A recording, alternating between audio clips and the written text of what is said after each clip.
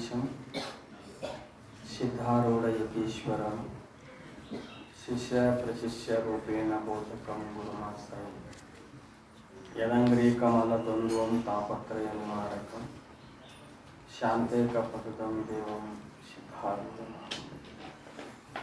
ಪರಮ ಪೂಜ್ಯ ಪ್ರಾತಸ್ಮರಣೀಯ ಸದ್ಗುರುಗಳ ಚರಣಾರ್ವಿಗಳಲ್ಲಿ ಸದ್ಗುರು ಸಿದ್ಧಾರೂಢರ ಸದ್ಗುರು ಗುರುನಾಥಾರೂಢರ ಶ್ರೀಪಾದ ಪದ್ಮಗಳಲ್ಲಿ ಅನಂತ ಕೋಟಿ ದೀರ್ಘದಂಡ ನಮಸ್ಕಾರಗಳನ್ನು ಸಮರ್ಪಿಸಿ ಗ್ರಂಥಕರ್ತೃಗಳಾದ ನಿಶ್ಚಲ್ ದಾಸಜಿಯವರ ಶ್ರೀಪಾದ ಪದ್ಮಗಳಲ್ಲಿ ಬ್ರಹ್ಮಲೀನ ಸದ್ಗುರು ಶಿವಪುತ್ರ ಪಜ್ಜನವರ ಶ್ರೀಪಾದ ಪದ್ಮಗಳಲ್ಲಿ ಅನಂತ ಕೋಟಿ ನಮಸ್ಕಾರಗಳನ್ನು ಸಮರ್ಪಿಸಿ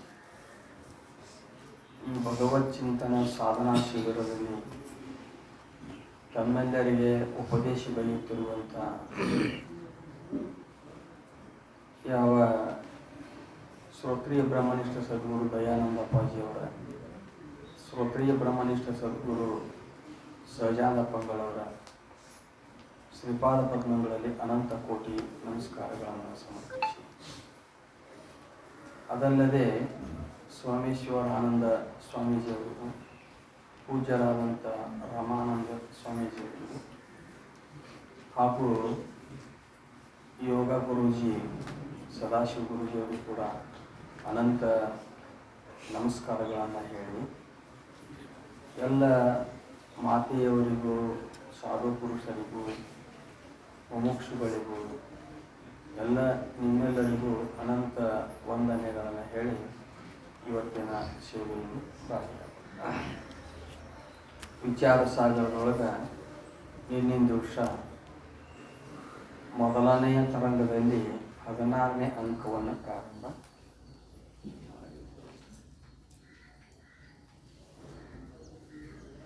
ಅದನ್ನ ಕೆ.ಬಿ ಹೊಡೆದವ್ರಪ್ಪ ಬಹುಶಃ ಕರೆಂಟ್ ಬಂದೈತಿರ್ಬೇಕು ಅಂದ್ರೆ ಜನರೇಟರ್ ಚಾಲು ಮಾಡ್ಯಾರ, ಬಂದ್ ಮಾಡ್ಯಾರ.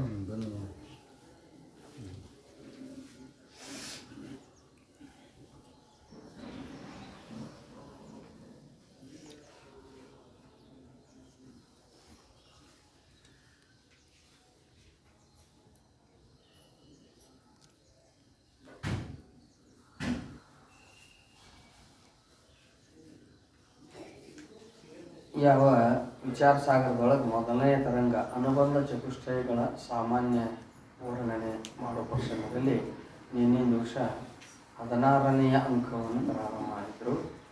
ಅಂದ್ರೆ ಜ್ಞಾನಕ್ಕೆ ಕರ್ಮ ಉಪಾಸನೆಗಳು ದೂರದ ಸಾಧನಗಳಾಗಿ, ಅಂದರೆ ಪರಂಪರ ಸಾಧನಗಳಾಗಿ, ಜ್ಞಾನಕ್ಕೆ ಇವು 8 ಸಾಧನಗಳೇನದ 8 ಇರೋದವಲ್ಲ ಸಾಧನಗಳು, ಜ್ಞಾನಕ್ಕೆ ಅಂತರಂಗ ಸಾಧನಗಳು ಅಂತ ಕೇಳಿಸ್ಕೊಂತಾವೆ. ಅದರಲ್ಲಿ ವಿವೇಕಾದಿಗಳು 4, ಶ್ರವಣಾದಿಗಳು 3, ತತ್ವ ಪದಾರ್ಥದ ಶೋಧನೆ ಅಂತ 8 ಇವು ಅಂತರಂಗ ಸಾಧನಗಳು ಅಂತ ತಿಳಿಸ್ಕೊಂತಾವೆ. ಹಂಗಾರೆ ಈ ಕರ್ಮೋಪಾಸನೆಗಳು ಎದಕ್ಕೆ ಸಹಾಯ ಆಗ್ಯಾವ ಅಂದ್ರೆ ಅಂತಃಕರಣದ ಪರಿಶುದ್ಧತೆಗೆ ಸಾಧನಗಳಾಗ್ಯಾವ. ಅಂದ್ರೆ ಕರ್ಮ ಮತ್ತು ಉಪಾಸನೆಗಳನ್ನು ಮಾಡೋದರಿಂದ ಅಂತಃಕರಣದ ಶುದ್ಧ ಆಗ್ತದೆ, ಅಂದ್ರೆ ಮಲ ವಿಕ್ಷೇಪ ದೋಷಗಳು ನಿವಾರಣೆ ಆಗ್ತವೆ ಹೇಳಿ ಹಿಂಗೆ ಹೇಳಾಕತ್ತಿದ್ರು. ಅವನು ಯಜ್ಞಪಿ ಅಂತ ಪ್ರಶ್ನೆ ಮಾಡಿದ್ದ. ಅಲ್ಲ, ಕರ್ಮೋಪಾಸನೆಗಳಲ್ಲಿ ಯಜ್ಞ ಯಾಗಾದಿ ದಾನಾದಿಗಳು ಬರ್ತಾವ ಏನು ಯಜ್ಞಾದಿ ಕರ್ಮಗಳು. ಈ ಯಜ್ಞಾದಿ ಕರ್ಮಗಳು ಯದ್ಯಪಿ ಸಂಸಾರದ ಸಾಧನಗಳಾಗ್ಯಾವ. ಸಂಸಾರದ ಸಾಧನಗಳಾಗ್ಯಾವ ಅಂದ್ರೆ ಈ ಯಜ್ಞಾದಿ ಕರ್ಮಗಳನ್ನು ಮಾಡಿದರೂ ಕೂಡ ಅವು ಸ್ವರ್ಗ ಲೋಕಾದಿಗಳ ಫಲವನ್ನು ಕೊಟ್ಟು ಅಲ್ಲಿ ಮತ್ತವು ಜನ್ಮಕ್ಕೆ ತರ್ತಾವ. ತೇತಂ ಭುಕ್ತ್ವಾ ಸ್ವರ್ಗಲೋಕಂ ವಿಶಾಲ ಕ್ಷೀಣೆ ಪುಣ್ಯ ಮರ್ತ್ಯಲೋಕಂ ವಿಶಾಲ. ಮತ್ತು ಹುಟ್ಟು ಸಾವುಗಳಿಗೆ ಯಜ್ಞಾದಿ ಕರ್ಮಗಳು ಇವು ಸಾಧನಗಳಾಗ್ಯಾವಲ್ಲ ಅಂತ ಯದ್ಯಪಿ ಪ್ರಶ್ನೆ ಮಾಡ್ತಾರೆ. ಹಂಗೆ ಪ್ರಶ್ನೆ ಮಾಡಿದಾಗ ಮುಂದೆ ಅದಕ್ಕೆ ತಥಾಪಿ ಅಂತ ಇವತ್ತು ಹೇಳೋದಲ್ಲ, ತಥಾಪಿ ಅದ್ರಾಗ 26ನೇ ಏನಪ್ಪ ಅಂತಂದ್ರೆ ಟಿಪ್ಪಣಿ ಎಲ್ಲ ಅಂತ ಹೇಳಬೇಕಾಗಿತ್ತು. ಅದಕ್ಕೊಂದು ದೃಷ್ಟಾಂತ ಕೊಟ್ಟು ಹೇಳ್ತಾರೆ.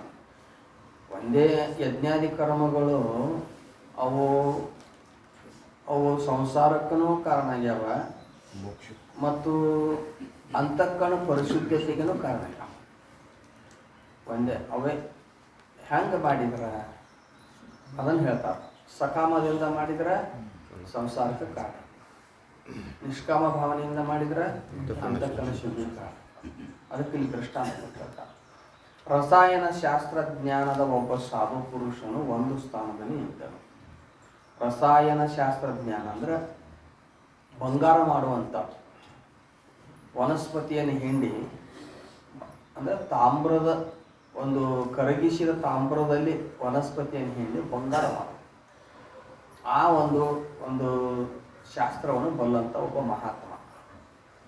ಅವರೆಲ್ಲ ಅರಣ್ಯದೊಳಗೆ ವಾಸ ಆಗ್ತಿದ್ರಲ್ಲ ಅವಾಗ, ಮತ್ತು ಅವರಿಗೆ ಖರ್ಚಿಗೆ ಏನಾದರೂ ಬೇಕಲ್ಲ ಅರಣ್ಯ ಅಂದ್ರೆ, ಮತ್ತೊಬ್ಬರ ಕಡೆ ಹೋಗಿ ಕೇಳೋಕ್ಕಿಂತ ನಾವು ರಸಾಯನ ಶಾಸ್ತ್ರ ಮೂಲಕವಾಗಿ ನಮ್ಗೆ ಎಷ್ಟು ಅವಶ್ಯಕ, ನಮ್ಮ ಖರ್ಚಿಗೆ ಎಷ್ಟು ಬೇಕು ಅಷ್ಟು ಏನೋ ಸ್ವಲ್ಪ ಬಂಗಾರ ಮಾಡ್ಕೊಂಡ್ವಿ ಅಂದರೆ ಅದರಿಂದ ನಮ್ಮ ಊಟೋಪಚಾರಗಳಿಗೆ ಎಲ್ಲರಿಗೂ ಅನುಕೂಲ ಆಗ್ತದೆ, ಎಲ್ಲಕ್ಕೆ ಅನುಕೂಲ ಆಗ್ತದೆ ಅಂತ ತಿಳ್ಕೊಂಡು ಅವಾಗೆಲ್ಲ ಆ ವಿದ್ಯೆ ಇತ್ತು.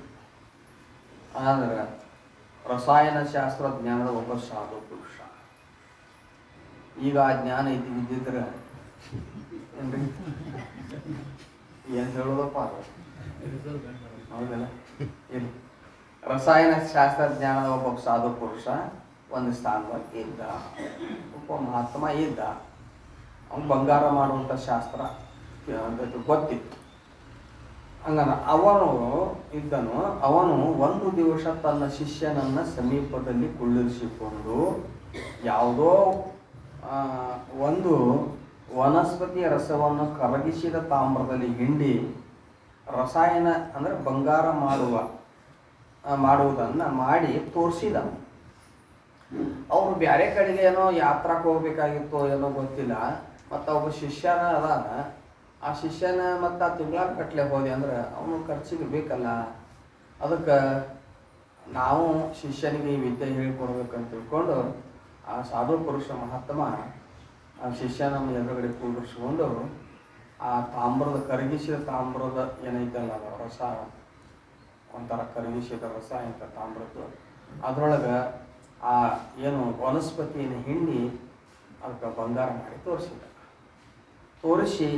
ತೋರಿಸಿದ. ಆಮೇಲೆ ಅವನು ಅನೇಕ ವರ್ಷಗಳ ಪರ್ಯಂತ ತೀರ್ಥಾಟನಕ್ಕೆ ಹೋದ. ನೋಡಿ, 1 ತಿಂಗಳಲ್ಲ 2 ತಿಂಗಳಲ್ಲ, ಎಷ್ಟೋ ವರ್ಷಗಳ ಪರ್ಯಂತ ತೀರ್ಥಾಟನಕ್ಕೆ ಹೋದ. ಯಾರು? ಆ ಸಾಧು ಮಹಾತ್ಮ. ಇಲ್ಲ ನಾನು ತೀರ್ಥಯಾತ್ರೆಗೆ ಹೋಗಿ ಬರ್ತೇನೆ, 1 ವರ್ಷ 2 ವರ್ಷ ಅಥವಾ 4-5 ವರ್ಷ ಹೋಗ್ತಾವ ಗೊತ್ತಿಲ್ಲ. ಅದಕ್ಕೆ ನೀನು ಖರ್ಚಿಗೆ ನೀನು ಬಂಗಾರ ಬೇಕಾಗ್ತದೆ, ನಿನಗೆ ಸಂಪತ್ತು ಬೇಕಾಗ್ತೈತೆ, ಅದಕ್ಕೆ ನಿನಗೆ ಬಂಗಾರ ಮಾಡುವಂಥ ಈ ರಸಾಯನ ಶಾಸ್ತ್ರವನ್ನು ತೋರಿಸಿಕೊಟ್ಟೇನೆ ಅಂತ ಹೇಳಿ ಅವ್ರ ಎದುರೇನೆ ಆ ಬಂಗಾರದವನ್ನು ರೆಡಿ ಮಾಡಿ, ಆ ತಾಮ್ರದ ರಸದಲ್ಲಿ ಆ ವನಸ್ಪತಿಯನ್ನು ಹಿಂಡಿ ಬಂಗಾರವನ್ನು ರೆಡಿ ಮಾಡಿ ಅವರು ತೀರ್ಥಯಾತ್ರೆಗೆ ಹೋದರು. ಅವನು ಹೋದ ನಂತರ ಆ ಶಿಷ್ಯನ ಹಸ್ತದಿಂದ ರಸಾಯನವು ಅಂದರೆ ಬಂಗಾರವು ಆಗಲಿಲ್ಲ. ಅವ್ರು ಹೋದ ಮೇಲೆ ಈ ಶಿಷ್ಯನಾದಂಥವನು, ಹಂಗಾರೆ ನಾನು ಸ್ವಲ್ಪ ಈ ಬಂಗಾರ ಮಾಡ್ಕೊಳ್ಬೇಕು, ಈ ಖರ್ಚಿಗೆ ನನಗೆ ಬೇಕಾಗ್ತದೆ ಅಂತ ತಿಳ್ಕೊಂಡು ಅದೇ ತಾಮ್ರವನ್ನು ಕರಗಿಸಿ ರಸ ಮಾಡಿ ಆವಾಗ ಅದರಲ್ಲಿ ಆ ರಸ ಏನು ಅದು ವನಸ್ಪತಿಯನ್ನು ಹಿಂಡಿದ್ರು. ಆದರೆ ಅದು ಬಂಗಾರ ಆಗಲಿಲ್ಲ. ಯಾವಾಗ ಬಂಗಾರ ಆಗಲಿಲ್ಲ ಆಗ ಮತ್ತು ಪರಮಾರ್ಥದ ಮಾರ್ಗವು ನಿಂತು ಹೋಯಿತು. ಬಂಗಾರ ಆಗಲಿಲ್ಲ, ಪರಮಾರ್ಥದ ಮಾರ್ಗವು ನಿಂತು ಹೋಯಿತು. ಬಂಗಾರ ಆಗಲಿಲ್ಲ ಅಂದ್ರೆ ಪರಮಾರ್ಥಕ್ಕೆ ಅದಕ್ಕೆ ಏನು ಸಂಬಂಧ ಅಂತ ನೀವು ಕೇಳ್ಬೋದು. ಒಬ್ಬ ಸಾಧಕ ಅದಾನ, ಒಬ್ಬ ಮುಮುಕ್ಷು ಅದಾನ, ಒಬ್ಬ ಜ್ಞಾನಿ ಅದಾನ ಅಂದರೂ ಕೂಡ ಶರೀರ ಧಾರಣೆ ಮಾಡ್ಕೊಂಡು ಬಂದಾನಂದ್ರೆ ವ್ಯಾವಹಾರಿಕವಾಗಿ ಅವನಿಗೆ ಏನಾದರೂ ಖರ್ಚಿಗೆ ಬೇಕಾಗ್ತದೆ. ದುಡ್ಡಿಲ್ಲ ಅಂದ್ರೆ ನಡೆಯಂಗಿಲ್ಲ. ನಡೀತೈತಿ. ಸಿದ್ದೇಶ್ವರಪ್ಪ ಅವ್ರೇನು ದುಡ್ಡು ಮುಟ್ಟಿದ್ರೆ ಏನ್ರಿ? ಇಲ್ಲ. ಆದರೂ ಅವ್ರ ವ್ಯವಸ್ಥೆಗೆ ಎಲ್ಲ ನಡೀತಿತ್ತಿಲ್ಲ ಏನ್ರಿ? ಅವ್ರಿಗೆ ಆಕಳ ಆಗಲಿ, ಹಾಲಾಗಲಿ, ಅವರು ಬಟ್ಟೆ ಆಗಲಿ, ಅವ್ರು ಏನಾರ ಆಹಾರದ ಏನೇನಾರ ಅವರೆಲ್ಲ ಶಿಷ್ಯರ ವ್ಯವಸ್ಥೆ ಮಾಡಿ ಏನಾರ ಆಗಲಿ ವ್ಯಾವಹಾರಿಕವಾಗಿ ಸ್ವಲ್ಪ ಸಂಪತ್ತು ದುಡ್ಡು 4 ದುಡ್ಡು ಬೇಕಾಗ್ತವ. ಮತ್ತು ಊಟನ ಮಾಡಲಿಲ್ಲ. ಈಗ ಊಟಕ್ಕಾದ್ರೂ ಏನು ಧಾನ್ಯಗಳಾದ್ರು ಮೊದಲಾದವಕ್ಕೆ ತೊಗೊಂಬರಕಾರ ಬೇಕಲ್ಲ. ಈಗ ಅವ್ನು ಏನು ಮಾಡಿದ, ಈಗ ಬಂಗಾರನ ಆಗಲಿಲ್ಲ. ಶಿಷ್ಯ ಎಲ್ಲ ಪ್ರಯತ್ನ ಮಾಡಿದ್ರು.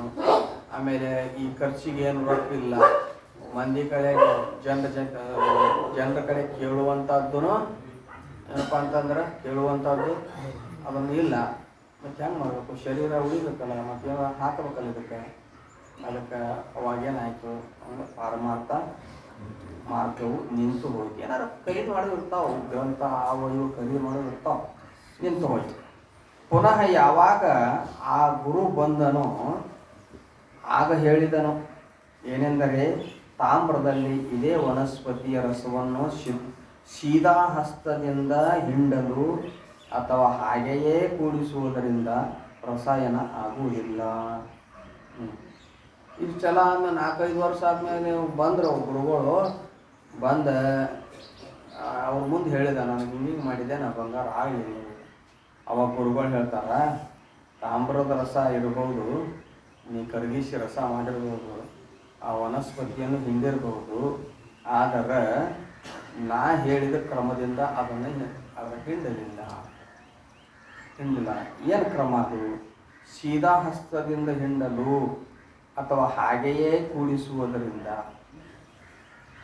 ತಾಮ್ರದ ರಸ ಮಾಡಿ ಕೂಡಿಸ್ಬೇಕು, ಹಾಗೆ ತಾಮ್ರದ ಮೇಲೆ ಹಿಂಡಿರ ಆಗಂಗಿಲ್ಲ, ಅದನ್ನು ರಸ ಮಾಡ್ಬೇಕು. ಹಾಗೆಯೇ ಅಂದ್ರೆ ಅಂತಾನೆ ತಾಮ್ರ ಹೆಂಗೈತಿ ಹಂಗೆ ಹಿಂಡಿದ್ರೆ ಆಗೋದಿಲ್ಲ, ಅದನ್ನು ರಸ ಮಾಡೋದು. ಅಷ್ಟೇ ಅಲ್ಲದೆ ಸೀದಾ ಹಸ್ತದಿಂದ ಹಿಂಡಿದ್ರೆ ಆಗೋದಿಲ್ಲ. ಸೀದಾ ಹಸ್ತದಿಂದ ಹೆಬ್ಬಟ್ಟು ಮೇಲೆ ಮಾಡಿ ಹಿಂಗೆ ಹಿಂಡಿದ್ರೆ ಆಗೋದಿಲ್ಲ.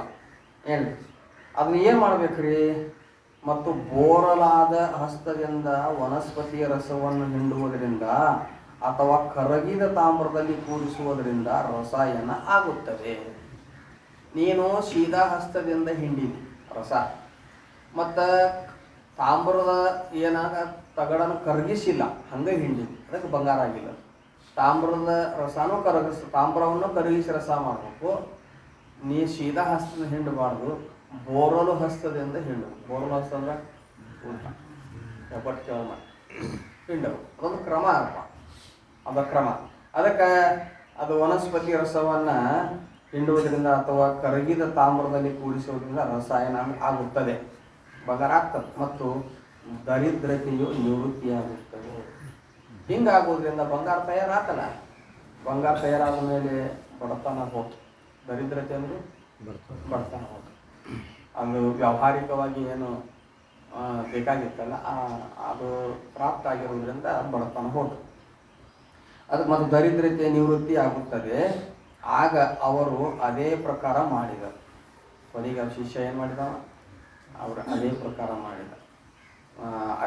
ಮಾಡಿದಾಗ ಮಾಡಿದರು. ಅದರಂತೆ ಶಾಸ್ತ್ರರೂಪ ಗುರುಗಳು ಜೀವನಿಗೆ ಇನ್ನು ದೃಷ್ಟಾಂತ ಹೇಳಿ ದೃಷ್ಟಾಂತದಾಗ ಬರ್ತಾರೆ. ಏನು ಅದರಂತೆ ಶಾಸ್ತ್ರರೂಪ ಗುರುಗಳು ಜೀವನಿಗೆ ಚಿತ್ತಶುದ್ಧಿ ರೂಪ ರಸಾಯನದ ಸಿದ್ಧಾರ್ಥವಾಗಿ ಬೋಧಿಸಲ್ಪಟ್ಟ ಯಾವ ಕರ್ಮವಿರುವುದು. ಈಗ ದೃಷ್ಟಾಂತ ಹೇಳಿದರೆ ದೃಷ್ಟಾಂತ ಏನು ಹೇಳ್ತಾರೆ? ಈಗ ಗುರು ಅಂದರೆ ಯಾರು? ಇಲ್ಲಿ ಶಾಸ್ತ್ರರೂಪ ಗುರುಗಳು. ಶಾಸ್ತ್ರ ಕರ್ಮಕಾಂಡ ಉಪಾಸನ ಅದು. ಈಗ ಅದು ಕರ್ಮಕಾಂಡ ಉಪಾಸನ ಕಾಂಡನ ಮೊದಲು ತಗೋಬೇಕಲ್ಲ. ಯಾಕೆ? ಅಂತಃಕರಣ ಶುದ್ಧಿ ವಿಚಾರ. ಅವು ಆ ಕರ್ಮಕಾಂಡ ಉಪಾಸನ ಕಾಂಡ ರೂಪ ಶಾಸ್ತ್ರಗಳು, ಶಾಸ್ತ್ರರೂಪ ಗುರುಗಳು ಅವೇ. ಅವ್ರ ಗುರುಗಳನ್ನೆಲ್ಲ ಇಲ್ಲಿ ಸಿದ್ಧಾಂತವಾಗಿ ಏನು ಬರ್ತದೆ? ಶಾಸ್ತ್ರರೂಪ ಗುರುಗಳು. ಹಂಗಾರೆ ಯಾರಿಗಂದ್ರೆ ಶಿಷ್ಯ ಅಂದ್ರೆ ಯಾರಿಗೆ? ಜೀವರೂಪ ಶಿಷ್ಯ. ಶಿಷ್ಯನಿಗೆ ಹೇಳಿದ್ರಲ್ಲ, ಹಂಗೆ ಜೀವರೂಪ ಶಿಷ್ಯ ಅಂದ್ರೆ ಶಾಸ್ತ್ರಗಳು ಜೀವನಿಗೆ ಬೋಧಿಸುತ್ತವೆ. ಏನು ಎರಡು ಸಲ ಏನು? ಚಿತ್ತಶುದ್ಧಿ ರೂಪ ರಸಾಯನದ ಸಿದ್ಧಾರ್ಥವಾಗಿ ಅವು ಜೀವನಿಗೆ ಶಾಸ್ತ್ರಗಳು ಬೋಧಿಸ್ತಾವಲ್ಲ. ಹೆಂಗೆ ಶಿಷ್ಯನಿಗೆ ಬಂಗಾರ ಮಾಡುವ ಶಾಸ್ತ್ರವನ್ನು ಅವ್ರು ಬೋಧಿಸಿದ್ರಲ್ಲ ಗುರುಗಳು, ಹಂಗೆ ಶಾಸ್ತ್ರರೂಪ ಗುರುಗಳು ಜೀವರೂಪ ಶಿಷ್ಯನಿಗೆ ಏನು ಇಲ್ಲಿ ಬಂಗಾರ ಮಾಡೋದು ಯಾರು ಅಂದ್ರೆ ಅಂತಃಕರಣ ಪರಿಶುದ್ಧಿ ರೂಪ ಬಂಗಾರ. ಅಂತಃಕರಣದ ಪರಿಶುದ್ಧಿ ಅಂದ್ರೆ ಚಿತ್ತಶುದ್ಧಿ. ಚಿತ್ತಶುದ್ಧಿ ರಸಾಯನದ ಸಿದ್ಧಾರ್ಥವಾಗಿ ಯಾವ ಶಾಸ್ತ್ರಗಳು ಏನು ಹೇಳ್ಯಾವ, ಬೋಧಿಸಲ್ಪಟ್ಟ ಯಾವ ಕರ್ಮವಿರುವುದು, ಏನು ಶಾಸ್ತ್ರ ಹೇಳ್ತದಲ್ಲ, ಕರ್ಮ ಅಥವಾ ಕರ್ಮ ಮತ್ತು ಉಪಾಸನೆ ಹೇಳ್ತದಲ್ಲ, ಇದು ಚಿತ್ತಶುದ್ಧಿಗಾಗಿ ಶಾಸ್ತ್ರ ರೂಪ ಗುರುಗಳು ಜೀವರೂಪ ಶಿಷ್ಯನಿಗೆ ಬೋಧಿಸಿದರು. ಅದನ್ನು ಕಾಮನೆಯಿಂದ ಮಾಡಿದ್ದಾದರೆ ಅದು ಚಿತ್ತಶುದ್ಧಿ ರೂಪ ರಸಾಯನದ ಹೇತು ಆಗುವುದಿಲ್ಲ. ಯಾವ ಶಿಷ್ಯನು ಸೀದಾ ಹಸ್ತದಿಂದ ಹಿಂಡಿದ ಅಥವಾ ತಾಮ್ರವನ್ನು ಖರೀದಿಸದೆ ಹಿಂಡಿದ ಅಲ್ಲಿ ಬಂಗಾರ ಆಗಲಿಲ್ಲ. ಇಲ್ಲಿ ಯಾವ ಗುರುಗಳು ಶಾಸ್ತ್ರರೂಪ ಗುರುಗಳು ಜೀವರೂಪ ಶಿಷ್ಯನಿಗೆ ಚಿತ್ತಶುದ್ಧಿ ರೂಪ ಬಂಗಾರ ಮಾಡಲು ಬೋಧಿಸಿದರೂ ಕೂಡ ಇವನು ಕಾಮನೆಯಿಂದ ಮಾಡಿರುವುದರಿಂದ, ಜೀವ ಕಾಮನೆಯಿಂದ ಕರ್ಮಗಳನ್ನು ಮಾಡಿರುವುದರಿಂದ, ಕಾಮನೆಯಿಂದ ಕರ್ಮಗಳನ್ನು ಮಾಡಿರುವುದರಿಂದ ಅಲ್ಲಿ ಚಿತ್ತಶುದ್ಧಿ ರೂಪ ಬಂಗಾರದ ಪ್ರಾಪ್ತಿ ಆಗಲಿಲ್ಲ. ಕಾಮನೆಯಿಂದ ಮಾಡಿದವ ಅಂದರೆ ಕರ್ತೃತ್ವ ಭರ್ತೃತ್ವ ಭಾವನೆ ಇದ್ದು ಫಲಾಪೇಕ್ಷೆಯಿಂದ ಕೂಡ್ಕೊಂಡಿದ್ದ ಯಾರು? ಜೀವ. ಆ ಜೀವ ಈ ರೀತಿಯಾಗಿ ಕರ್ಮ ಮಾಡಿದ ಅಂತಂದ್ರೆ ಕಾಮನೆಯಿಂದ ಅದು ಚಿತ್ತಶುದ್ಧಿ ರೂಪ ರಸಾಯನ ಹೇತು ಆಗುವುದಿಲ್ಲ. ಅಂದ್ರೆ ಅಂತಃಕರಣ ಪರಿಶುದ್ಧತೆ ಸಕಾಮ ಕರ್ಮದಿಂದ ಆಗುವುದಿಲ್ಲ. ಅದು ನಿಷ್ಕಾಮ ಕರ್ಮ ಮಾಡಿದರೆ ಅದು ಏನು ಮಾಡ್ತದೆ? ಅಂತಃಕರಣವನ್ನು ಪರಿಶುದ್ಧಿ ಮಾಡ್ತದೆ. ಅದಕ್ಕೆ ಚಿತ್ತ ರಸಾಯನದ ಹೇತು ಆಗುವುದಿಲ್ಲ, ಚಿತ್ತಶುದ್ಧಿ ಆಗುವುದಿಲ್ಲ. ಕಿಂತು ಸಂಸಾರ ರೂಪ ದರಿದ್ರತೆ ಹೇತು ಆಗುತ್ತದೆ. ಹಂಗಾರೆ ಏನಾಗ್ತದೆ? ಸಕಾಮ ಭಾವದಿಂದ ಕರ್ಮ ಮಾಡಿದ್ರೆ ಏನಾಗ್ತದೆ? ಸಂಸಾರ ರೂಪ ದರಿದ್ರತೆಯ ಪ್ರಾಪ್ತಿ ಆಗುತ್ತೆ. ಹೆಂಗಲ್ಲಿ ಬಂಗಾರ ಊಟ ಆಗಲಿಲ್ಲ ಅಂದ್ರೆ ದರಿದ್ರತೆ ಬಂತ ಅಂತ ಹೇಳಿಲ್ಲ, ಅವನು ಪರಮಾರ್ಥ ನಿಂತು ಹೋಗಿಬಿಡ್ತಾನ.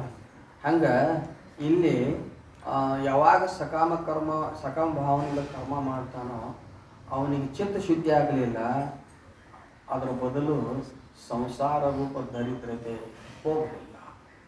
ಸಂಸಾರ ರೂಪ ದರಿದ್ರತೆ ಹೇತು ಆಗುತ್ತದೆ. ಸಕಾಮ ಭಾವನೆಯಿಂದ ಕರ್ಮ ಮಾಡಿದರೆ ಪುನರಪಿ ಜನನ ಪುನರಪಿ ಮರಣ ಅಂತ ಹೇಳ್ತಾರೆ. ಪುನರಪಿ ಜನನ ಪುನರಪಿ ಮರಣ ಪುನರಪಿ ಜನನಿ ಈ ಹುಟ್ಟುವುದು ಸಾಯುವುದು, ಹುಟ್ಟುವುದು ಸಾಯುವುದು. ಈ ಸಂಸಾರ ರೂಪ ದರಿದ್ರತೆಗೆ ಸಕಾಮ ಕರ್ಮಗಳು ಕಾರಣವಾಗುತ್ತವೆ. ಸಕಾಮ ಕರ್ಮ ಮತ್ತಿಷ್ಟು ಏನಾಗ್ತದೆ? ಚಿತ್ತಶುದ್ಧಿ ಮಾಡೋದಿಲ್ಲದ. ಯಾಕೆ? ಕರ್ಮ ಮಾಡೋದ್ರಿಂದ ಅದು ವಾಸನೆ ಅದರಲ್ಲಿ ಉಳ್ಬೇಕು. ಸಕಾಮ ಭಾವನೆಯಿಂದ ಕರ್ಮ ಮಾಡೋದ್ರಿಂದ ವಾಸನೆ ಉಳ್ಕೊಂಡು ಏನು ಮಾಡ್ತದೆ? ಅದರಿಂದ ಧರ್ಮ ಉತ್ಪತ್ತಿ ಅಥವಾ ಪುಣ್ಯ ಉತ್ಪತ್ತಿ ಮುಂದೆ ಸ್ವರ್ಗ ಲೋಕಕ್ಕೆ ಕರ್ಕೊಂಡು ಹೋಗ್ತದೆ. ಆ ಸ್ವರ್ಗ ಲೋಕದಾಗ ಎಷ್ಟು ದಿನ ಇರಬೇಕು? ಅಷ್ಟು ದಿನ ಪುಣ್ಯದ ಫಲದಿಂದ ಪುಣ್ಯದಿಂದ ಆ ಫಲವನ್ನು ಅನುಭವಿಸಿ ಮತ್ತು ಶೇಷ ಪುಣ್ಯದಿಂದ ಎಲ್ಲಿ ಬರ್ತಾನವ? ಅವೇನು ಪ್ರಾಣಿ ಪಕ್ಷಿ ಜನ್ಮಕ್ಕೆ ಬರಂಗಿಲ್ಲ, ಮನುಷ್ಯ ಜನ್ಮಕ್ಕೆ ಬರ್ತಾನ. ಯಾಕ? ಸತ್ಕರ್ಮಗಳನ್ನು ಮಾಡ್ಯಾನ. ಆದ್ರೆ ಸಕಾಮ ಭಾವನೆಯಿಂದ ಮಾಡ್ಯಾನ.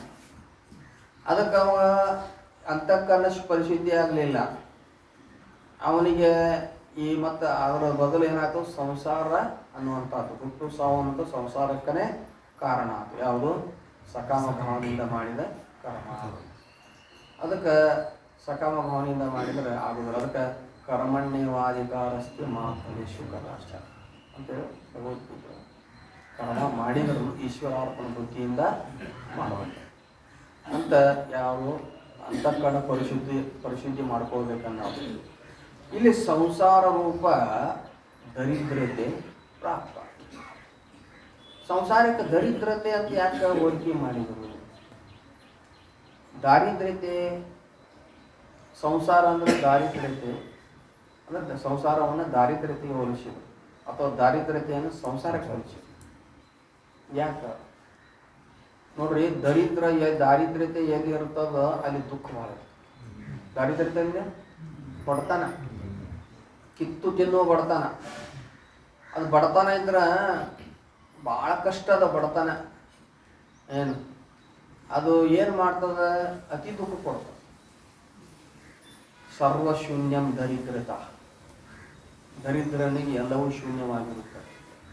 ಬಡತನ ಭಾಳ ಇತ್ತು ಅಂದ್ರೆ ಇರಾಕ್ ಮನೆ ಇರಂಗಿಲ್ಲ, ಸರಿಯಾಗಿ ಉಡಾಕ ಬಟ್ಟೆ ಇರಂಗಿಲ್ಲ, ಊಟ ಮಾಡಕ್ಕೆ ಸರಿಯಾಗಿ ಆಹಾರ ಇರಂಗಿಲ್ಲ, ಎಲ್ಲದಕ್ಕೂ ಏನು ಮಾಡ್ಬೇಕವ, ಆ ದುಃಖ ಅನುಭವಿಸ್ಬೇಕು.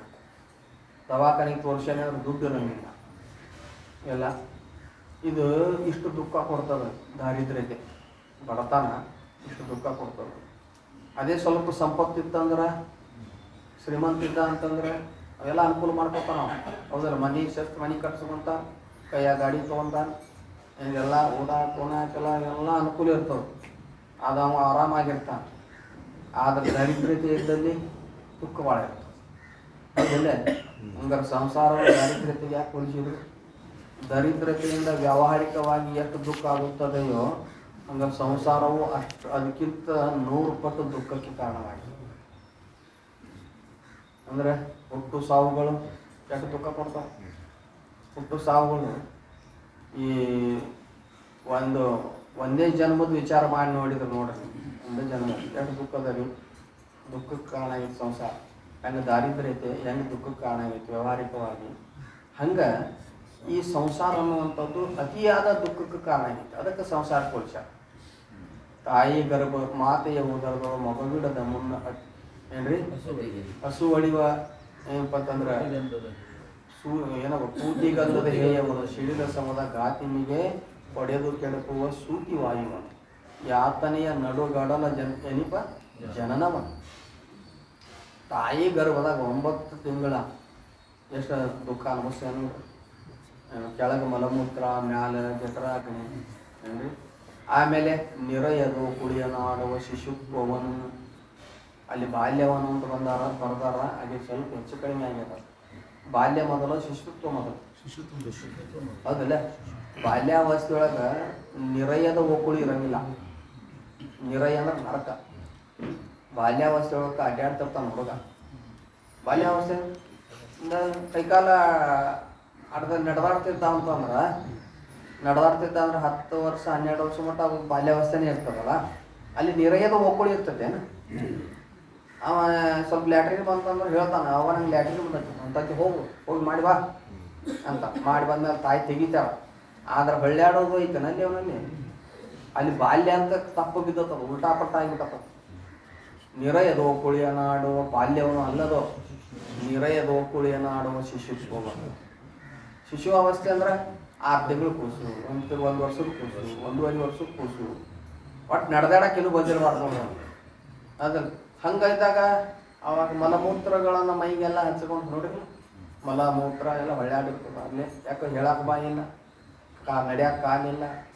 ಅಲ್ಲೇ ಆ ತಾಯಿ ಕೆಲಸದಾಗ ಇರ್ತಾಳೆ, ಲೇಟ್ ಆಗ್ತೈತಿ. ಅವಾಗೆಲ್ಲ ನಿರಯದ ಒಕ್ಕುಳಿ ನಾಡುವ ಶಿಶುತ್ವ. ದುರುಳತಿಯೊಳು ಏನನ್ನ ಅರಿಯದ ಬಾಲ್ಯವನ್ನು ಏನ್ರಿ. ಆ ಬಾಲ್ಯಾವಸ್ಥೆ ಒಳಗೆ ಪಾಪ ಯಾವ್ದು ಪುಣ್ಯ ಯಾವ್ದು ಗೊತ್ತಿಲ್ಲ, ಅಥವಾ ಆಟ ಪಾಠದಲ್ಲಿ ಕಾಲ ಕಳೀತಿರ್ತದ ಹುಡುಗ. ಯಾರ್ದಾರ ಕಡೆಯಿಂದ ಹೊಡೆಸ್ಕೊಂಡ್ರ ಬರ್ತೈತಿ, ಇಲ್ಲ ಬಿದ್ದು ಕಾಲಿಗೆ ಗಾಯಾರ ಮಾಡ್ಕೊಂಡು ಬಂದಿರ್ತೈತಿ. ಹೌದು, ಅವಾಗ ಇವು ಒಂದು ಯೌವನಾವಸ್ಥೆಗೆ ಬಂದಾಗ ಎಷ್ಟು ದುಃಖದ ನೋಡ್ರಿ. ಯೌವನಾವಸ್ಥೆಗೆ ಬಂದಾಗ ಏನ್ರಿ ಮರುಳುಗೊಳಿಸುವ ಕಂತುವಿನ ಕಾಟ ಮೊದಲಾದ ದುರಿತ ಕುಲ ಎನಿಸುವ ಯೌವನ. ಕಾಮಕ್ರೋಧಾದಿಗಳು, ಸ್ತ್ರೀ ವ್ಯಾಮೋಹದಲ್ಲಿ ಬಿದ್ದು ದುಃಖ ಅನುಭವಿಸ್ತಾನೆ, ದೊಡ್ಡ ದುಃಖ. ಆಮೇಲೆ ನುಡಿಯಬಾರದು ಲಜ್ಜೆಗೊಡುವ ಜರೆಯೇನು. ಮುಪ್ಪಾವಸ್ಥೆ ಬಂತಂದ್ರೆ ಶರೀರ ಜರ್ಜರ್ ಆಗ್ತವೆ, ಇಂದ್ರಿಯಗಳು ಕೈ ಕೊಡ್ತಾವೆ ಏನ್ರಿ. ಶರೀರ ಜರ್ಜರ್ ಆಗ್ತದೆ, ಅನೇಕ ರೋಗಗಳು ಸೇರ್ತಾವೆ. ಅಷ್ಟೇ ಅಲ್ಲದೆ ಮುಪ್ಪಾವಸ್ಥೆಯೊಳಗೆ ಯಾರು ಅವನಿಗೆ ಮನೆಯಾಗಿದ್ದ ಮಕ್ಕಳ ಸ್ವಸ್ಥರ ಅವನಿಗೆ ಎಷ್ಟೋ ಮಂದಿಗೆ, ಭಾಳ ಮಂದಿಗೇನೇ ಇಲ್ಲ, ಪುಣ್ಯವಂತರಿದ್ರೆ ಅವ್ರಿಗೆಲ್ಲ ಇದು ಆಗ್ತದೆ. ಹಿಂಗೆಲ್ಲ ದುಃಖದ ಮಾನಸಿಕ ದುಃಖ ಮತ್ತು ಶಾರೀರಿಕ ದುಃಖ ಇರ್ತದೆ. ತನ್ನ ನಡೆಸಿ ತೀರದ ಬಾಧೆಗೊಳಪ ಮರಣಾವಸ್ಥೆಯೊಳಗೆ ಎಷ್ಟು ದುಃಖದ ನೋಡ್ರಿ. ಅವ ಸಾಯ್ತೇನೋ ಯಪ್ಪ ಅಂತಿರ್ತ, ಯಾರೆಲ್ಲಾರನ್ನು ಬಿಟ್ಟು ಹೆಂಗೆ ಹೋಗ್ಲಿ ಅಂತಿರ್ತ. ಹೌದಲ್ಲ? ಅವಾಗ ಆ ಕಡೆ ನೋಡ್ತಿರ್ತಾನ. ಅವ 4 ಮಂದಿ ಮಕ್ಕಳಿದ್ರೆ ಸಾಯಿ ಹೊತ್ನ್ಯಾಗ ಎಲ್ಲ ಹಿಂಗೆ ಸುತ್ತಲೂ ಬಂದು ನಿಂತು ನಮ್ಮಪ್ಪ ದೇಹ ಬಿಡ್ತಾನ ಅಂತ ಕಣ್ತಗ ನೋಡಿದ್ರು. ಅವಾಗ ಎಲ್ಲರೂ ಕಣ್ತಗ ನೋಡಿದ್ರೆ ಎಲ್ಲರೂ ಬಂದ್ರೆ ಅಂಗಡಿ ಮುಚ್ಚೆ ಬಂದಿರಿ ನೋಪ ಅಂತಿದ್ದ. ಇಂಥ ಮೋಹ ಇರ್ತದವ, ಮೋಹದವ ದೇಹ ಬಿಡೋದು ದುಃಖ. ತನ್ನ ನಡೆಸಿ ಅದಕ್ಕೆ ಶರೀರಕ್ಕೂ ಭಾಳ ಇರ್ತದೆ. 1000 ಚೋಳ ಕಡ್ದಂಗೆ ಆಗಿರ್ತದಂತ್ರಿ ಅದು ದೇಹ, ಪ್ರಾಣ ಹೋಗ್ಬೇಕಂತ. ಮೇಲೆ ಬಡಿವ ಯಮಭಟರ ಕೋಪವನ್ನು. ಹೌದಿಲ್ಲ? ಇವನು ಕರ್ಕೊಂಡು ಹೋಗಿ ಏನು ಮಾಡ್ತಾರೆ? ಮೊದಲ ಪಾಪ ಮಾಡಿರ್ತಾನೆ, ಕರ್ಕೊಂಡು ಹೋಗಿ ಏನು ಮಾಡ್ತಾರೆ? ಅಲ್ಲಿ ನರಕಕ್ಕೆ ಹಾಕಿ ಬಿಡಿತಾರೆ, ಸಿಟ್ಟಿರ್ತಾನೆ. ಬಾನಿ ಈಗ ನೀನು ಏನು ಮಾಡ್ತೀನಿ? ಕಾಕ್ರೋಚ್ ಆಗಿನಿ, ಕಾಕ್ರೋಚ್ ನಿನಗೆ ಸ್ಟೇಷನಿಗೆ ಕರ್ಕೊಂಡು ಹೋಗ್ತೇವೆ ನೀನು ಅಂತಾರ. ಹೌದಿಲ್ಲ? ಕಾಕ್ರೋಚ್ ಪಾರ್ಟಿಗೆ ಇಷ್ಟೆಲ್ಲ ಪೊಲೀಸರ ಮೇಲೆ ದೌರ್ಜನ್ಯ ಮಾಡಿದ್ವಿ, ಬಾ ಸ್ಟೇಷನಿಗೆ ಬಾ ಅಂತ ಕರ್ಕೊಂಡು ಕೋಪವನ್ನು. ಹೌದಲ್ಲ? ಇಷ್ಟು ದುಃಖ ಕೊಡ್ತದೆ ಸಂಸಾರ. ಅದಕ್ಕೆ ದಾರಿದ್ರ್ಯತೆಗೆ ಹೋಲಿಸ. ಹೌದಲ್ಲ? ದಾರಿದ್ರ್ಯತೆಗೆ ಹೋಲಿಸಿ ದಾರಿದ್ರ್ಯತೆಯಲ್ಲಿ ವ್ಯಾವಹಾರಿಕವಾಗಿ ಎಷ್ಟು ದುಃಖ ಇರ್ತದೋ ಸಂಸಾರದಲ್ಲಿ ಎಷ್ಟು ದುಃಖದ ಒಂದು ಜನ್ಮದ ಮತ್ತು ಎಷ್ಟು ಜನ್ಮ ಎತ್ತದ ಎಷ್ಟು ದುಃಖ ಅನುಭವಿಸಿವಿ. ಮೊನ್ನೆ ಎಷ್ಟು ಮಂದಿ ಎಷ್ಟು ಜನ್ಮದ ತಿರ್ಗಾವದ. ಅದು ಈ ದಾರಿದ್ರ್ಯತೆ ಅನ್ನೋದು ಸಂಸಾರಕ್ಕೆ ಹೋಲ್ಸ್ಯಾರಲ್ಲ. ಈಗ ಅಕಸ್ಮಾತ್ ನೀ ಪುಣ್ಯನ ಮಾಡಿದ್ದೆ ಅಂದ್ರೆ ಶ್ರೀಮಂತರ ಮನ್ಯಾಗ ಹುಟ್ಟಿರ್ತೀವಿ. ಹೌದು, ಶ್ರೀಮಂತರ ಮನ್ಯಾಗ ಹುಟ್ಟಿರ್ತಿದ್ವಿ, ನಿನಗೆ ಯಾವುದಕ್ಕೂ ಕೊರತಿಲ್ಲ, ಯಾವುದಕ್ಕೂ ಕೊರತಿಲ್ಲ. ವಿಷಯಗಳ ಏನು ಅನುಭವಿಸುವುದರಿಂದ ಅದಕ್ಕೆ ವಿಷಯಾನಂದ ಅಂತ ಏನ್ರಿ. ರಾಗ ವಿಷಯ ಸಿದ್ಧಿಯಾಗಿ ಏನ್ರಿ ಸಾತ್ವಿಕ ಬುದ್ಧಿ ಯೋಗದೊಡನೆ ಜೀವ ಭೋಗವೆನಿಸಿ ತೋರ್ಪ ವಿಷಯಾನಂದ. ವಿಷಯಾನಂದ ಅನುಭವಿಸೋಣ ನೋಡ್ರಿ. ಸಂಸಾರ ಹೇಳಕತ್ತಾನೆ. ಸಂಸಾರದೊಳಗೆ ಅವ ಹೆಂಗಿರ್ತಾನ? ಪತಿ ಪತ್ನಿ ಮಕ್ಕಳು ಇರ್ತಾರ, ಶ್ರೀಮಂತನು ಅದನ್ನ ತಿಳ್ಕೊಳ್ರಿ, ಮನೆ ಮುಂದೆ ಕಾರ್ ಅದ, ದೊಡ್ಡ ಬಂಗಲೆ ಅದ, ದೊಡ್ಡ ಉದ್ಯಮ ಅದ ಅಂತ ತಿಳ್ಕೊಡ್ರಿ. ಅದನ್ನು ಸಂಸಾರ ಹೌದು ಅಲ್ಲೋದು ವ್ಯವಹಾರ ಬೇರೆ ಹೊರಗೆ ಅದನ್ನು ಸಂಸಾರನ. ಹುಟ್ಟು ಸಾವುಗಳ ಬಲಿಯಲ್ಲಿ ಸಿಕ್ಕೊಳ್ಳೋದು ಒಂದು ಸಂಸಾರ. ಇವ ಅಧ್ಯಾತ್ಮಕ್ಕೆ ಮುಖ ಮಾಡಲಾರದೆ ಈ ಸಂಬಂಧಿಕರ ಜೊತೆ ಸಂಪತ್ತಿನ ಜೊತೆ ವ್ಯವಹಾರ ಮಾಡೋದು ಅದೊಂದು ಸಂಸಾರ. ಹೌದಿಲ್ಲ? ಅದು ಸಂಸಾರ. ಅವನಿಗೆ ವಿಷಯಗಳಿಗೆ ಏನು ಕೊರತೆ ಬಿದ್ದೈತೆ? ಅಲ್ಲಿ ಏನು ಕೊರತೆ ಬಿದ್ದಿಲ್ಲ. ಹೌದಿಲ್ಲ? ಅಂಬಾನಿ ಮನೆಯಾಗ ಏನ್ರಿ? ಅದಾನಿ ಅಂಬಾನಿ ಮನೆಯಾಗ ಏನು ಕಡಿಮೆ? ಹೌದಿಲ್ಲ? ಏನು ಕೊರತೆ ಇಲ್ಲ. ಆದರೆ ಆ ಸಂಸಾರಕ್ಕೆ ದರಿದ್ರತೆ ಯಾಕಂದ್ರು ಅಷ್ಟಿದ್ರು ವಿಷಯಗಳ ಎಲ್ಲ ಅದಾವ, ವಿಷಯಗಳ ಎಲ್ಲ ಏನು ಅದಕ್ಕೆ ದಾರಿದ್ರ್ಯತೆ ಅಂತ ಯಾಕಂದ್ರು. ಒಬ್ಬ ಸಾಧಕ, ಒಬ್ಬ ಸನ್ಯಾಸಿ, ಒಬ್ಬ ಮಹಾತ್ಮ ಸ್ವರೂಪವನ್ನು ತಿಳಿದವ, ಸ್ವರೂಪವನ್ನು ತಿಳಿದವ, ವಿವೇಕಾದಿಗಳಿಂದ ಕೂಡ್ಕೊಂಡವ, ಸ್ವರೂಪವನ್ನು ತಿಳಿದವ, ಅಷ್ಟು ಶ್ರೀಮಂತರ ಅವನ ಕಡೆ ಇರೋದಿಲ್ಲ, ಶ್ರೀಮಂತಿಕೆ ಇರಂಗಿಲ್ಲ. ಏನ್ರಿ ಯಾರೋ ಕೊಟ್ಟಿದ್ದರೆ ಊಟ ಮಾಡ್ತಾನೆ ಏನ್ರಿ, ಜಪ ತಪ ಮಾಡ್ಕೊಂಡು ಇರ್ತಾನೆ. ಆದ್ರೆ ಇವ್ರಿಗೆ ದಾರಿದ್ರ್ಯತೆ ಹೇಳಿಲ್ಲ. ಅಷ್ಟು ಶ್ರೀಮಂತಿದ್ದಂಥ ಶ್ರೀಮಂತರಾಗಿದ್ದಂಥ ಸಂಸಾರಕ್ಕೆ ದರಿದ್ರತೆ ಹೇಳಿ. ಯಾಕ? ಏನು ಫರ್ಕ್ ಬಿತ್ತು ಇವ್ರಿಗೆ? ಏನು ಫರ್ಕ್ ಬಿತ್ತು? ಅಷ್ಟು ವಿಷಯಾನಂದ ಅನುಭವಿಸಿದರೂ ವಿಷಯಾನಂದ ಪರಿಚ್ಛಿನ್ನವಾಗಿದೆ ಮತ್ತು ಏನದು ಅನಿತ್ಯವಾಗಿದೆ. ವಿಷಯಾನಂದ ಏನದು? ಪರಿಚ್ಛಿನ್ನ ಮತ್ತು ಅನಿತ್ಯ. ವಿಷಯ ಸುಖ ಅನುಭವಿಸ್ಬೇಕಾಗಿತ್ತಂದ್ರೆ ಅಚ್ಚ ಸುಖ ಅನ್ನೋದು ಅಚ್ಚ ಸುಖ ಅಲ್ಲಲ್ಲ. ನಾವು ಒಳಗಿನ ಆನಂದವೇ ಅಲ್ಲಿ ಪ್ರಕಟ ಆಗಕತ್ತದ. ಅಚ್ಚ ಸುಖ ಅಲ್ಲ. ವಿಷಯಗಳನ್ನ ಪಡಿಬೇಕಾಗಿತ್ತಂದ್ರೆ ಸುಮ್ಮನೆ ಮುಂದೆ ಬಂದು ಬೀಳಂಗಿಲ್ಲ. ಪಡೆವೆಡೆಯೊಳ ಮೊದಲ ಅತ್ಯಾಯಾಸ ನಡಿವೆ ಇನಿತಿಯುವುದರಲ್ಲಿ ಸುಖದಾಭಾಸ, ಕಡೆಯೊಳ ಹೇಸಿಗೆ ಮುಸುಗುತ್ತಿರುವುದು ಸಿಡಿಮಿಡಿಯಾಗಲೇ ಮನುಷ್ಯ. ಹೌದಲ್ಲ? ನೋಡ್ರಿ, ವಿಷಯಗಳನ್ನು ಪ್ರಾಪ್ತಿ ಮಾಡ್ಕೋಬೇಕಂದ್ರೆ ದುಃಖ ಅದ, ಅನುಭವಿಸುವಾಗ ಅಲ್ಪ ಸುಖ ಅದ, ಬಿಟ್ಟು ಹೋದಾಗ ಮತ್ತು ದುಃಖ ಅದ. ನೀ ಸಂಸಾರದಾಗ ಅದಿದೆ, ಏನು ಕೊರತೆ ಇಲ್ಲ, ಕಡಿಮೆ ಏನಿಲ್ಲ, ವಿಷಯನಂದು ಅನುಭವಿಸ್ತಿದೆ. ಅದಕ್ಕೂ ಅಷ್ಟಿದ್ರೂ ಅದಕ್ಕೆ ದರಿದ್ರತೆ ಅಲ್ಲ. ಯಾಕಂದ್ರೆ ಒಬ್ಬ ಮಹಾತ್ಮ, ಒಬ್ಬ ಸಾಧಕ, ಒಬ್ಬ ಸ್ವರೂಪವನ್ನು ತಿಳಿದವ, ಅಂತರ್ಮುಖ ವೃತ್ತಿ ಇದ್ದವ, ಅವನಷ್ಟು ಆನಂದ ಅವ ಅನುಭವಿಸುವುದಿಲ್ಲ. ಅವನಷ್ಟು ಸ್ವರೂಪದ ಆನಂದ ಅವನಿಗೆ ಆಗುವುದಿಲ್ಲ. ಹೌದಲ್ಲ? ಅವ ಕೇವಲ ವಿಷಯಾನಂದವನ್ನು ಅನುಭವಿಸ್ತಾನ, ಇವನು ನಿರ್ವಿಷಯ ಆನಂದವನ್ನು ಅನುಭವಿಸ್ತಾನ. ಆನಂದವನ್ನು ಅನುಭವಿಸುವುದರಲ್ಲಿ ಸಂಸಾರದಲ್ಲಿ ದಾರಿದ್ರ್ಯತೆ ಅದ, ಆನಂದವನ್ನು ಅನುಭವಿಸೋದ್ರಲ್ಲಿ ಪಾರಮಾರ್ಥಿಕ ಶ್ರೀಮಂತಿಕೆ. ಹೌದಲ್ಲ? ಪಾರಮಾರ್ಥಿಕ ಶ್ರೀಮಂತಿಕೆ ಅದು. ಎಷ್ಟು ಆನಂದ ಅನುಭವಿಸ್ತಾನೆ. ಏಕಾಂತವಾಗಿ ಜಪ ಮಾಡ್ಕೊಂಡು ಆರಾಮ್ ಶಾಸ್ತ್ರ ಚಿಂತನೆ ಮಾಡ್ಕೊಂಡು ಆರಾಮ್ ಗ್ರಂಥ ಓದ್ಕೊಂಡು ನಡೆಯತ್ತ. ನಿಮ್ಗೆ ಸಂಸಾರ ಉಂಟಾರ ಏನು ನಡೆಯತ್ತ ಹೇಳ್ರಿ. ಎಷ್ಟು ಆನಂದ ಅದ ರೀ ಇಲ್ಲಿ? ಪೂರ್ಣ ಆನಂದ, ನಿರ್ವಿಷಯ ಆನಂದ ಅದ. ಅಲ್ಲಿ ಇದೆಲ್ಲ ವಿಷಯಗಳು ಅದಾವ, ಅಷ್ಟಾದ್ರೂ ಕೂಡ ಅಲ್ಪ ಸುಖ. ಹೌದಿಲ್ಲೇ?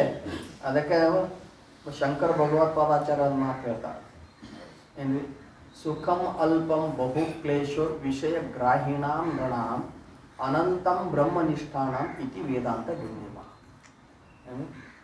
ವಿಷಯಾನಂದ ಅನುಭವಿಸುವನಲ್ಲಿ ದುಃಖ ಜಾಸ್ತಿ ಇರುತ್ತದೆ. ದುಃಖ ಬೆರೆಯದ ಸುಖವದಾರಿಗೆ ಸಿಕ್ಕುವುದು ಶಿವಯೋಗಿ.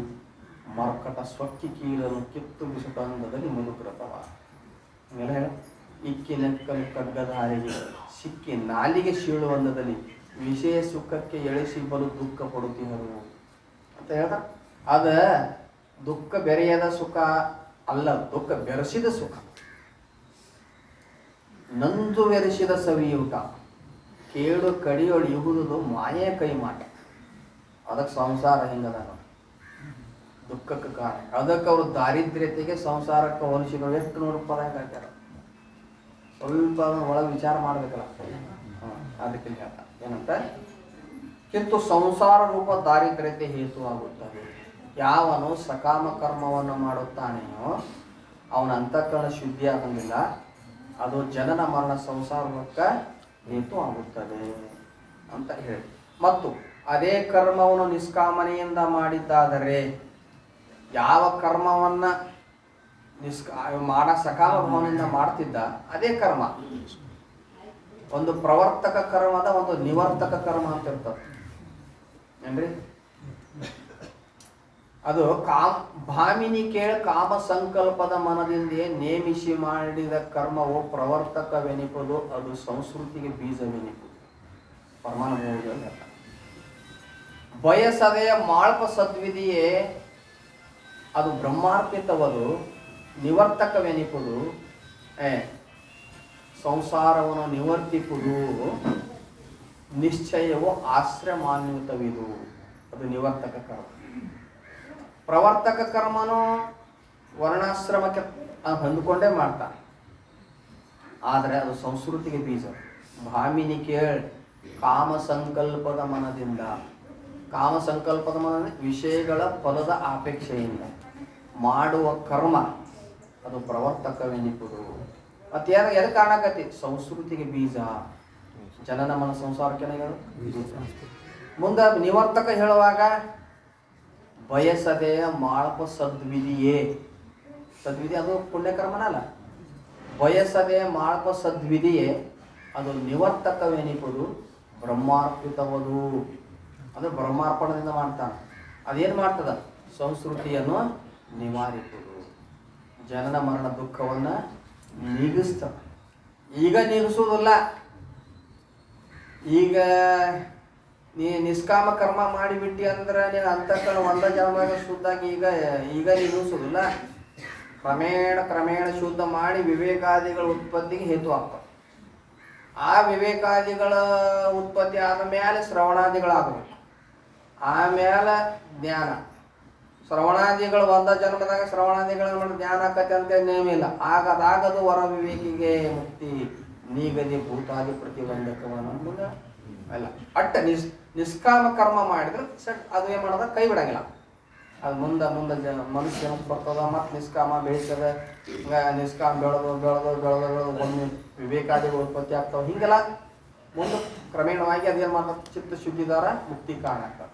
ಅದಕ್ಕೆ ಯಾವ ಕರ್ಮವನ್ನು ಸತ್ಕರ್ಮವನ್ನು ಸಕಾಮ ಭಾವನೆಯಿಂದ ಮಾಡ್ತೀವಿ, ಅದು ಸಂಸಾರಕ್ಕೆ ಹೇತು ಆಗಿರ್ತದಲ್ಲ, ಅದೇ ಸತ್ಕರ್ಮಗಳನ್ನು ನಿಷ್ಕಾಮ ಭಾವನೆಯಿಂದ ಮಾಡಿದ್ರೆ ಅದೇನು ಮಾಡ್ತದೆ? ಚಿತ್ತ ಶುದ್ಧಿ ರೂಪ ಜ್ಞಾನ ಅಂದಿಲ್ಲ. ಅವರು ಜ್ಞಾನ ಅಂದಿಲ್ಲ. ನಿಷ್ಕಾಮ ಕರ್ಮ ಮಾಡಿದ್ರೆ, ಅದೇ ಕರ್ಮಗಳ ನಿಷ್ಕಾಮ ಭಾವನೆ ಮಾಡಿದ್ರೆ ಚಿತ್ತ ಶುದ್ಧಿ ಅಂತ ಹೇಳ್ಯಾರ ಏನ್ರಿ. ಚಿತ್ತ ಶುದ್ಧಿ ರೂಪ ಬಂಗಾರ. ಮತ್ತು ಜ್ಞಾನವೆಂಬ ಬಂಗಾರ ಕುಂತೀವಿ ಮತ್ತೆ ಏನ್ರಿ. ಚಿತ್ತ ಶುದ್ಧಿ ರೂಪ ರಸಾಯನ ಅಂದ್ರೆ ಬಂಗಾರಕ್ಕೆ ಹೇತು ಆಗುತ್ತದೆ. ಹೆಂಗೆ ಅಲ್ಲಿ ಯಾವ ಒಂದು ಕ್ರಮವನ್ನು ಗುರುಗಳು ಹೇಳಿ ಕರಗಿದ ತಾಮ್ರದ ರಸದಲ್ಲಿ ಯಾವ ರೀತಿಯಾಗಿ ರಸ ಹಿಂಡಿದ್ರೆ ಬಂಗಾರ ಆಕೈತಿ ಅಂತ ಹೇಳಿದರು, ಅದೇ ರೀತಿಯಾಗಿ ಶಿಷ್ಯ ಮಾಡಿದ ಅಂತಂದ್ರೆ ಬಂಗಾರ ಆಗತ್ತಲ್ಲ, ಬಂಗಾರ ಆಯ್ತು. ಹಂಗೆ ಇಲ್ಲಿ ದಾಷ್ಟಾಂತದಾಗ ಯಾವ ಸತ್ಕರ್ಮಗಳನ್ನು ಸಕಾಮ ಭಾವನೆಯಿಂದ ಮಾಡ್ತಿದ್ದ, ಅದೇ ಸತ್ಕರ್ಮಗಳನ್ನು ನಿಷ್ಕಾಮ ಭಾವನೆಯಿಂದ ಮಾಡಿದರೆ ಇಲ್ಲ ಚಿತ್ತಶುದ್ಧಿ ರೂಪ ರಸಾಯನವು ತಯಾರಾಗುತ್ತದೆ. ಅದು ಚಿತ್ತಶುದ್ಧಿ ಆಗ್ತದೆ. ಮತ್ತು ಸಂಸಾರ ರೂಪ ದಾರಿದ್ರ್ಯತೆಯನ್ನು ನಿವೃತ್ತಿ ಮಾಡುತ್ತದೆ. ಚಿತ್ತಶುದ್ಧಿ ಆಯಿತು ಅಂದ್ರೆ ಭಾಳ ಜನ್ಮಗಳು ಹೋಗಂಗಿಲ್ಲ. ವಿವೇಕಾದಿಗಳು ಉದಯ ಆಗ್ತಾವ, ಮತ್ತೆ ಶ್ರವಣಾದಿಗಳು ಘಟಿಸ್ತಾವ, ಈಶ್ವರ ಕೃಪಾ, ಗುರು ಕೃಪಾ, ವೇದ ಕೃಪಾ, ಅಂತಃಕರಣ ಕೃಪಾಗೆಲ್ಲ ಆಗ್ತಾವ. ಅದರಿಂದ ಏನಾಗ್ತೈತಿ, ಜ್ಞಾನದ್ವಾರ ಮುಕ್ತಿ ಆಗ್ತಾವ, ಜನನ ಮನ ಸಂಸಾರ ಬಿಡುಗಡೆ ಆಗ್ತವೆ. ಅದಕ್ಕೆ ಸಂಸಾರ ರೂಪ ದಾರಿದ್ರ್ಯತೆ ನಿವೃತ್ತಿ ಮಾಡುತ್ತದೆ. ಯಾವುದು? ಅಂತಃಕರಣ ಪರಿಶುದ್ಧತೆ ಯಾಕಂದ್ರೆ ಸಂಸಾರ ಅನ್ನುವಂಥದ್ದು ನಿವಾರಣೆ ಆಗ್ತದೆ. ಇಲ್ಲಿ ಅನುಪಾನ ಭೇದದಿಂದ ಔಷಧದ ಗುಣಭೇದದ ದೃಷ್ಟಾಂತವನ್ನು ಕೂಡ ಇರುತ್ತದೆ. ಅನುಪಾನ ಭೇದ ಅಂದ್ರೆ ಉಪಯೋಗಿಸುವ ಭೇದ. ಅನುಪಾನ ಭೇದ ಅಂದ್ರೆ ಏನ್ರಿ? ಉಪಯೋಗಿಸುವ ಭೇದ. ಒಂದೇ ವಸ್ತುವನ್ನು ಉಪಯೋಗಿಸುವ ಭೇದ ಭಿನ್ನ ಫಲಕ್ಕೆ ಕಾರಣವಾಗುತ್ತದೆ. ಒಂದೇ ವಸ್ತು ಅದ, ಉಪಯೋಗಿಸುವ ಭೇದ ಅದು ಭಿನ್ನ ಫಲಕ್ಕೆ ಕಾರಣವಾಗುತ್ತದೆ. ಇವು ಅದೇ ಸತ್ಕರ್ಮದ ಕ್ರಮ ತಪ್ಪೇದ. ಸಕಾಮ ಭಾವನೆಯಿಂದ ಮಾಡಿದ್ರೆ ಸಂಸಾರ ಪ್ರಾಪ್ತಿ ಆಗ್ತದ, ನಿಷ್ಕಾಮ ಭಾವನೆಯಿಂದ ಮಾಡಿದ್ರೆ ಅದು ಸಂಸಾರದ ನಿವೃತ್ತಿಗೆ ಕಾರಣ. ಒಂದೇ ಕ್ರಮ ಅಂದ್ರೆ ಕ್ರಮ ತಪ್ಪೇದ. ಹಂಗ ಇಲ್ಲಿ ಅನುಪಾನ ಭೇದ ಉಪಯೋಗಿಸುವ ಭೇದ. ಹ್ಯಾಂಗ ಒಂದೇ ವಸ್ತುವನ್ನು ಉಪಯೋಗಿಸುವ ಭೇದದಿಂದ ಏನಾಗ್ತದ, ಅಲ್ಲಿ ಫಲ ಹೆಚ್ಚು ಕಡಿಮೆ ಆಗ್ತದೆ. ಅಂದ್ರೆ ಭಿನ್ನ ಭಿನ್ನ ಫಲ ಸಿಗ್ತದೆ. ಉದಾಹರಣೆ, ಒಂದೇ ವಸ್ತು ಉದಾಹರಣೆ ತಿಳ್ಕೊರಿ. ನಿದ್ದೆಗಳಿಗೆ ಅಕಸ್ಮಾತಾಗಿ ಏನೋ ತೊಂದರೆ ಇತ್ತು ಅಂದ್ರೆ ನಿದ್ದೆಗಳಿಗೆ ತೋತಿರ್ತಾವೆ. ಪ್ರಕೃತಿ ಏನೇನೇನು ಬರ್ತಿರ್ತಾವೆ ಹೇಳೋಕ್ಕಾಗೋದಿಲ್ಲ. ನಿದ್ದೆಗಳಿಗೆ ರಾತ್ರಿ ತೊಗೊಂಡು ಊಟ ಆದ್ಮೇಲೆ ತೊಗೊಂಡು ಹಾಕ್ಕೊಂಡ್ರೆ ನಾವು ಒಂದು 4 ತಾಸು ನಿದ್ದೆ ಆಗ್ತೀವಿ ಅಂತ. ನಿದ್ದೆಗಳಿಗೆ ತೊಗೊಂಡ್ರಿ ನಿಮ್ಗೆ ನಿದ್ದೆ ಹತ್ತುವಕ್ಕಂದ್ರೆ ನೀವು ರಾತ್ರಿ ಊಟ ಮಾಡಿ ತೊಗೊಂಡಾಗ ನಿದ್ದೆ ಹಾಕ್ತಾವೆ. ಅದೇ ನಿದ್ದೆಗಳಿಗೆ ಹಗಲಿ ಕೆಲಸ ಮಾಡುವಾಗ ತೊಗೊಂಡೆ ಅಂದ್ರೆ ಹಗಲಿ ಕೆಲಸ ಮಾಡಾಕತ್ತೀನಿ, ಹೊಲ್ದಾಗನೋ ಎದ್ರಾಗ ಕೆಲಸ ಮಾಡಾಕತ್ತೀನಿ, ನಿದ್ದೆಗಳಿಗೆ ತೊಗೊಂಡೆಪ್ಪ ನಿದ್ದೆ ಹತ್ತು ಮಕ್ಕೋತೀನಿ ಅಲ್ಲಿ ಅಂದರೆ ಜಂಪು ಬರ್ತತೆ. ಜೋಪು ಬಂದು ಸ್ವಲ್ಪ ಕಣ್ಣು ಮುಸ್ತಂಗ ಆಗ್ಯದಂಗೆ ಹೋಗಿ. ಯಾಕೆ? ಶರೀರಕ್ಕೆ ರೆಸ್ಟ್ ಇಲ್ಲ, ಮನಸ್ಸನ್ನು ಸ್ವಲ್ಪ ಏಕಾಗ್ರಗೊಳಿಸ್ಬೇಕು. ಅವಾಗ ನಿದ್ದೆ ತೊಗೊಳ್ತದ. ನೀನು ಹಗಲು ರಾತ್ರಿ ತೊಗೊಂಡು ಬಂದು ಹಗಲಿ ತೊಗೊಂಡೆ ಅಂದ್ರೆ ನಿದ್ದೆ ಬರೋದಿಲ್ಲ. ಹಂಗೆ ಒಂದೇ ವಸ್ತು ನೀ ರಾತ್ರಿ ತೊಗೊಂಡ್ರೆ ನಿದ್ದೆ ಬರುತ್ತೆ, ಹಗಲಿ ತೊಗೊಂಡು ನಿದ್ದೆ ಬರಂಗಿಲ್ಲ. ಹೌದಿಲ್ಲ? ಅದ್ರ ಹಂಗೆ ಕರ್ಮ ಅದು ಒಂದೇ ಇರ್ಬೋದು. ಯಾಕೆ? ಕ್ರಮ ತಪ್ಪಿದ್ರೆ ಫಲ ಭಿನ್ನ ಆಗ್ತದೆ. ಹಿಂಗೆ ಹೇಳ್ತಾರೆ. ಅದಕ್ಕೆ ಈ ರೀತಿಯಾಗಿ ಅನುಪಾನದ ಭೇದದಿಂದ ಔಷಧದ ಗುಣಭೇದದ ದೃಷ್ಟಾಂತ, ಔಷಧ ಹೇಳಿರಲ್ಲ ಈಗ, ಗುಣಭೇದದ ದೃಷ್ಟಾಂತವು ಕೂಡ ಇರುತ್ತದೆ ಅಂತ ಈ ರೀತಿ ಹೇಳಿದರು. ಈಗ ಏನು ಮುಗಿತು, ಏನು ಟಿಪ್ಪಣಿ ಮುಗೀತ್ರಿ. ಮುಂದೆ ತಥಾಪಿ ಸಕಾಮ ಪುರುಷನಿಗೆ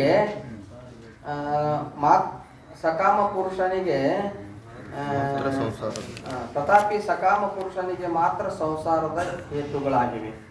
ಕರ್ಮಗಳು, ಸತ್ಕರ್ಮಗಳು ಸಕಾಮ ಭಾವನೆಯಿಂದ ಮಾಡಿದರೆ ಯಾವ ಸಕಾಮ ಭಾವದಿಂದ ಮಾಡ್ತಾನೆ ಆ ಪುರುಷನಿಗೆ ಆ ಕರ್ಮಗಳು ಸಂಸಾರಕ್ಕೆ ಹೇತುಗಳಾಗಿರುತ್ತವೆ. ಅಂದರೆ ಸಂಸಾರ ಜನನ ಮರಣ ಸಂಸಾರಕ್ಕೆ ಹೇತುಗಳಾಗಿರ್ತವೆ. ಆದರೆ ನಿಷ್ಕಾಮ ಪುರುಷನಿಗೆ ಅದೇ ಕರ್ಮಗಳನ್ನು ನಿಷ್ಕಾಮ ಭಾವನೆಯಿಂದ ಮಾಡಿದರೆ, ಅಂದ್ರೆ ಕರ್ತೃತ್ವದ ಅಭಿಮಾನವಿಲ್ಲದೆ ಈಶ್ವರಾರ್ಪಣ ಬುದ್ಧಿಯಿಂದ ಮಾಡಿದರೆ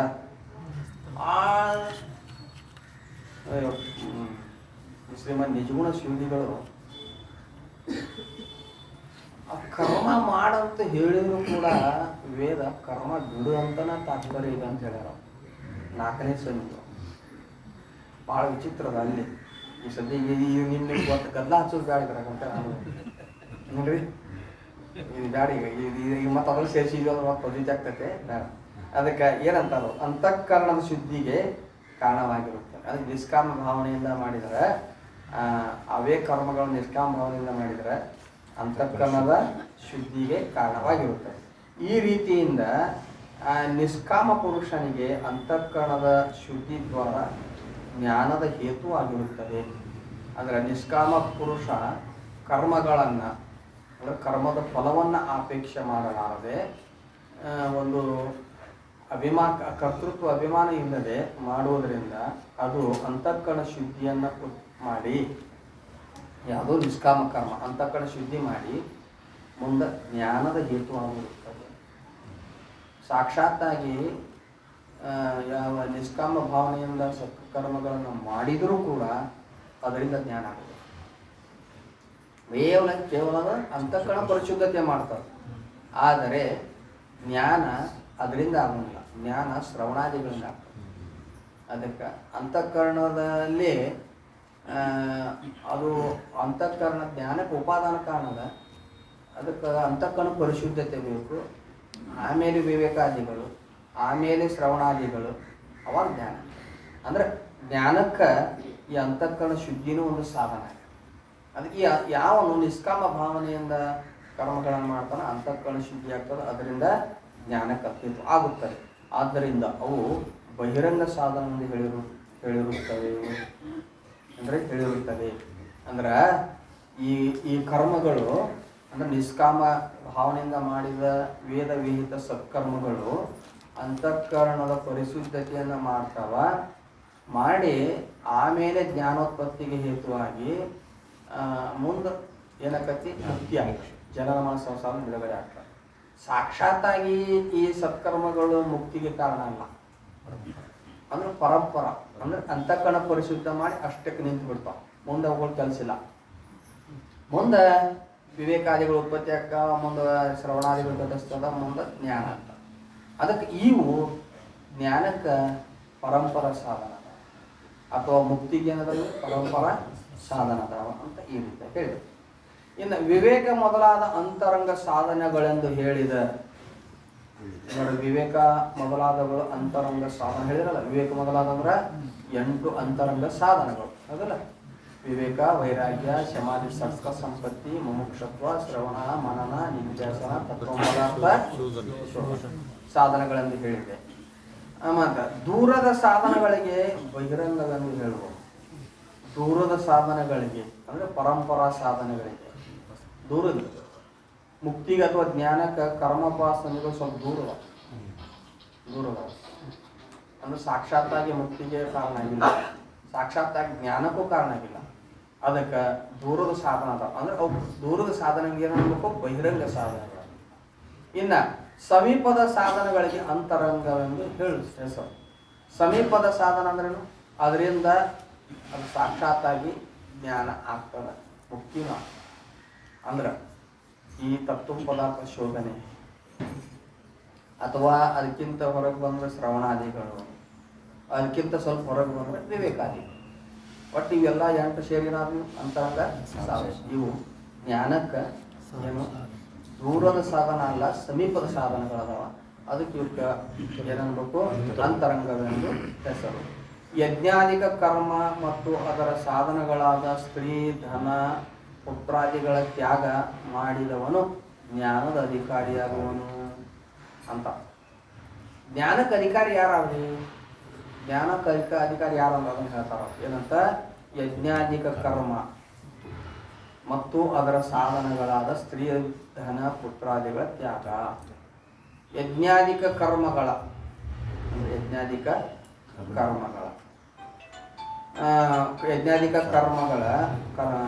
ಕರ್ಮ ಮತ್ತು ಅದರ ಸಾಧನಗಳಾದ ಯಜ್ಞ, ಯಾಗ, ದಾನ ಮೊದಲಾದವುಗಳು ಏನದಾವ ಈ ಸತ್ಕರ್ಮಗಳು.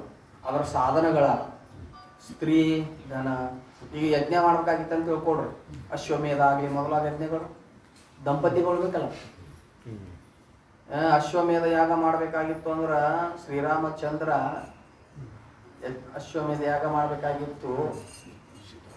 ಆದರೆ ಯಾವ ಸೀತಾಮಾತೆ ಗರ್ಭಿಣಿ ಆದಾಗ ಅದು ಒಂದು ಅಗಸನ ಮಾತು ಕೇಳಿ ಇನ್ನು ಅವ್ರು ಏನು ಮಾಡಿಬಿಟ್ರು ಅಂತಂದ್ರೆ ವಾಲ್ಮೀಕಿ ಮಹರ್ಷಿಗೆ ಲಕ್ಷ್ಮಣನ ಜೊತೆ ಸೀತಾಮಾತೆಯನ್ನು ಕಳಿಸ್ಕೊಟ್ರು.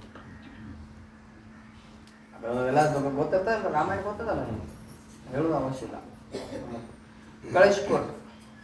ಕಳಿಸ್ಕೊಟ್ಟ ಮ್ಯಾಲ ಕೆಲವು ದಿವಸ ಅಲ್ಲಿ ಲವಕುಶ ಅಲ್ಲಿ ಬೆಳೀತಾ ಇದ್ರು, ಅದು ಮಾತು ಬೇರೆ. ಆಮೇಲೆ ಒಮ್ಮೆ ಅಶ್ವಮೇಧ ಯಾಗ ಮಾಡಬೇಕು ಅಂತ ಅನಿಸ್ತು ಏನ್ರಿ.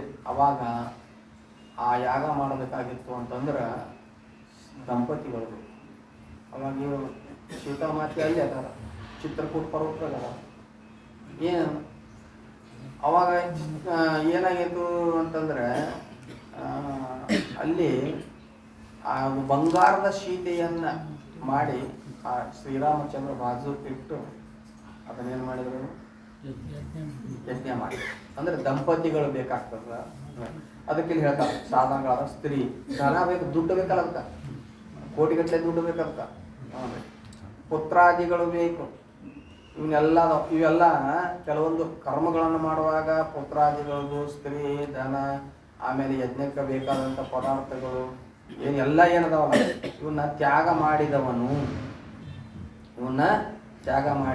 ಜ್ಞಾನಕ್ಕೆ ಅಧಿಕಾರಿ ಆಗುವನು. ಜ್ಞಾನಕ್ಕೆ ಅಧಿಕಾರಿ ಆಗ್ತಾನ. ಈಗ ಒಂದು ವೇಳೆ ಗೃಹಸ್ಥಿದ್ದ, ಈಗಿನ ಕಾಲದಾಗ, ಹಿಂದಿನ ಕಾಲದಾಗ ಬಿಡ್ರಿ ಹೋಲಿ, ಒಬ್ಬ ಗೃಹಸ್ಥ ಅದಾನ, ಅವನಲ್ಲಿ ಮುಮುಕ್ಷತ್ವ ಅದ.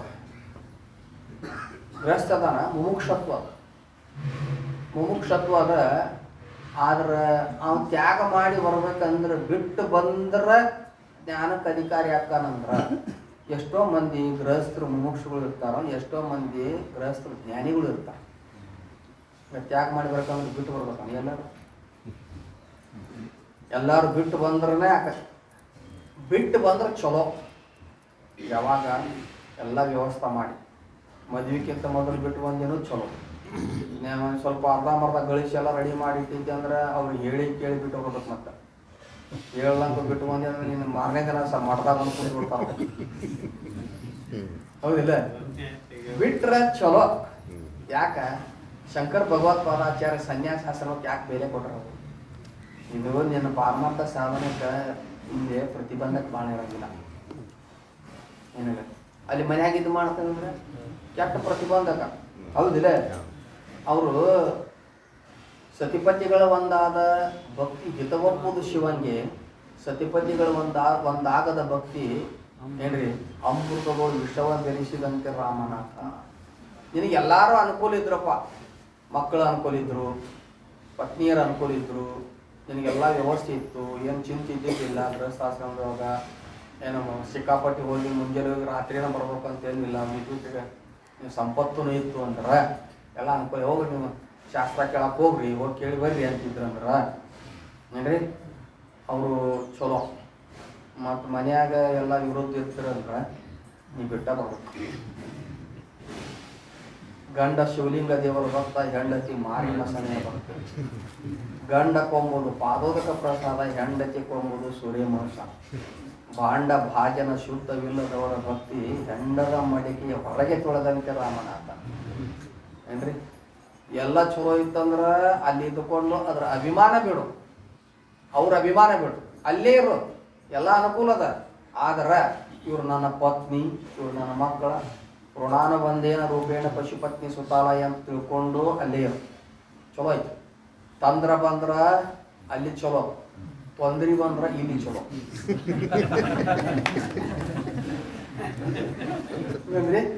ತಂದ್ರ ಬಂದ್ರ ಸಂಸಾರ ಚಲೋ ಇರ್ತತೆ, ಅಲ್ಲಿ ತೊಂದ್ರಿ ಬಂದ್ರೆ ಇಲ್ಲಿ ಚಲೋ ಇರ್ತದೆ. ಯಾಕೆ ಅಲ್ಲಿ ತೊಂದ್ರಿ ಬಂದ್ರೆ ಇಲ್ಲಿ ಓಡಿ ಬರ್ತಾರವ. ಯಾಕೆ ಇಲ್ಲಿ ಓಡಿ ಬಂದ್ರೆ ಸ್ವಾಮಿಗಳಿಗೆ ಬಾ ಈಗ ಶಾಸ್ತ್ರ ಹೇಳ್ತಾನೆ, ಸೇವಾ ಮಾಡಕೊಂಡು ಚಲೋ ಆಗ್ತಂತ ಇಟ್ಕೊಂತ. ಹೌದಿಲ್ಲ? ಅಲ್ಲಿ ನಿನಗೆ ಅನುಕೂಲ ಇತ್ತಪ್ಪ ಅಂದ್ರೆ ಅಲ್ಲಿ ಅಭಿಮಾನ ತ್ಯಾಗ ಮಾಡಿರ್ಬೇಕು. ಅಲ್ಲಿ ಅಭಿಮಾನ ಏನು ಮಾಡ್ಬೇಕು? ತ್ಯಾಗ ಮಾಡ್ಬೇಕು. ಇವ್ರು ನನ್ನವ್ರ, ನನ್ನ ಮಕ್ಕಳು ಅದಾರ, ನನ್ನ ಪತ್ನಿ, ನನ್ನ ಹೊಲ, ನನ್ನ ಮನೆ ಅಂತ ಅಭಿಮಾನ ಮಾಡಕ್ಕೆ ಹೋಗ್ಯಾರ. ಎಲ್ಲವೂ ಭಗವಂತ ಏನೋ ಋಣಾನುಬಂಧ ರೂಪೇಣ ಪಶುಪತಿ ಸುತಾಲಯ ಅಂತಾರಲ್ಲ, ಋಣಾನುಬಂಧದಿಂದ ಎಲ್ಲ ಇದು ಆಗ್ಯಾವ.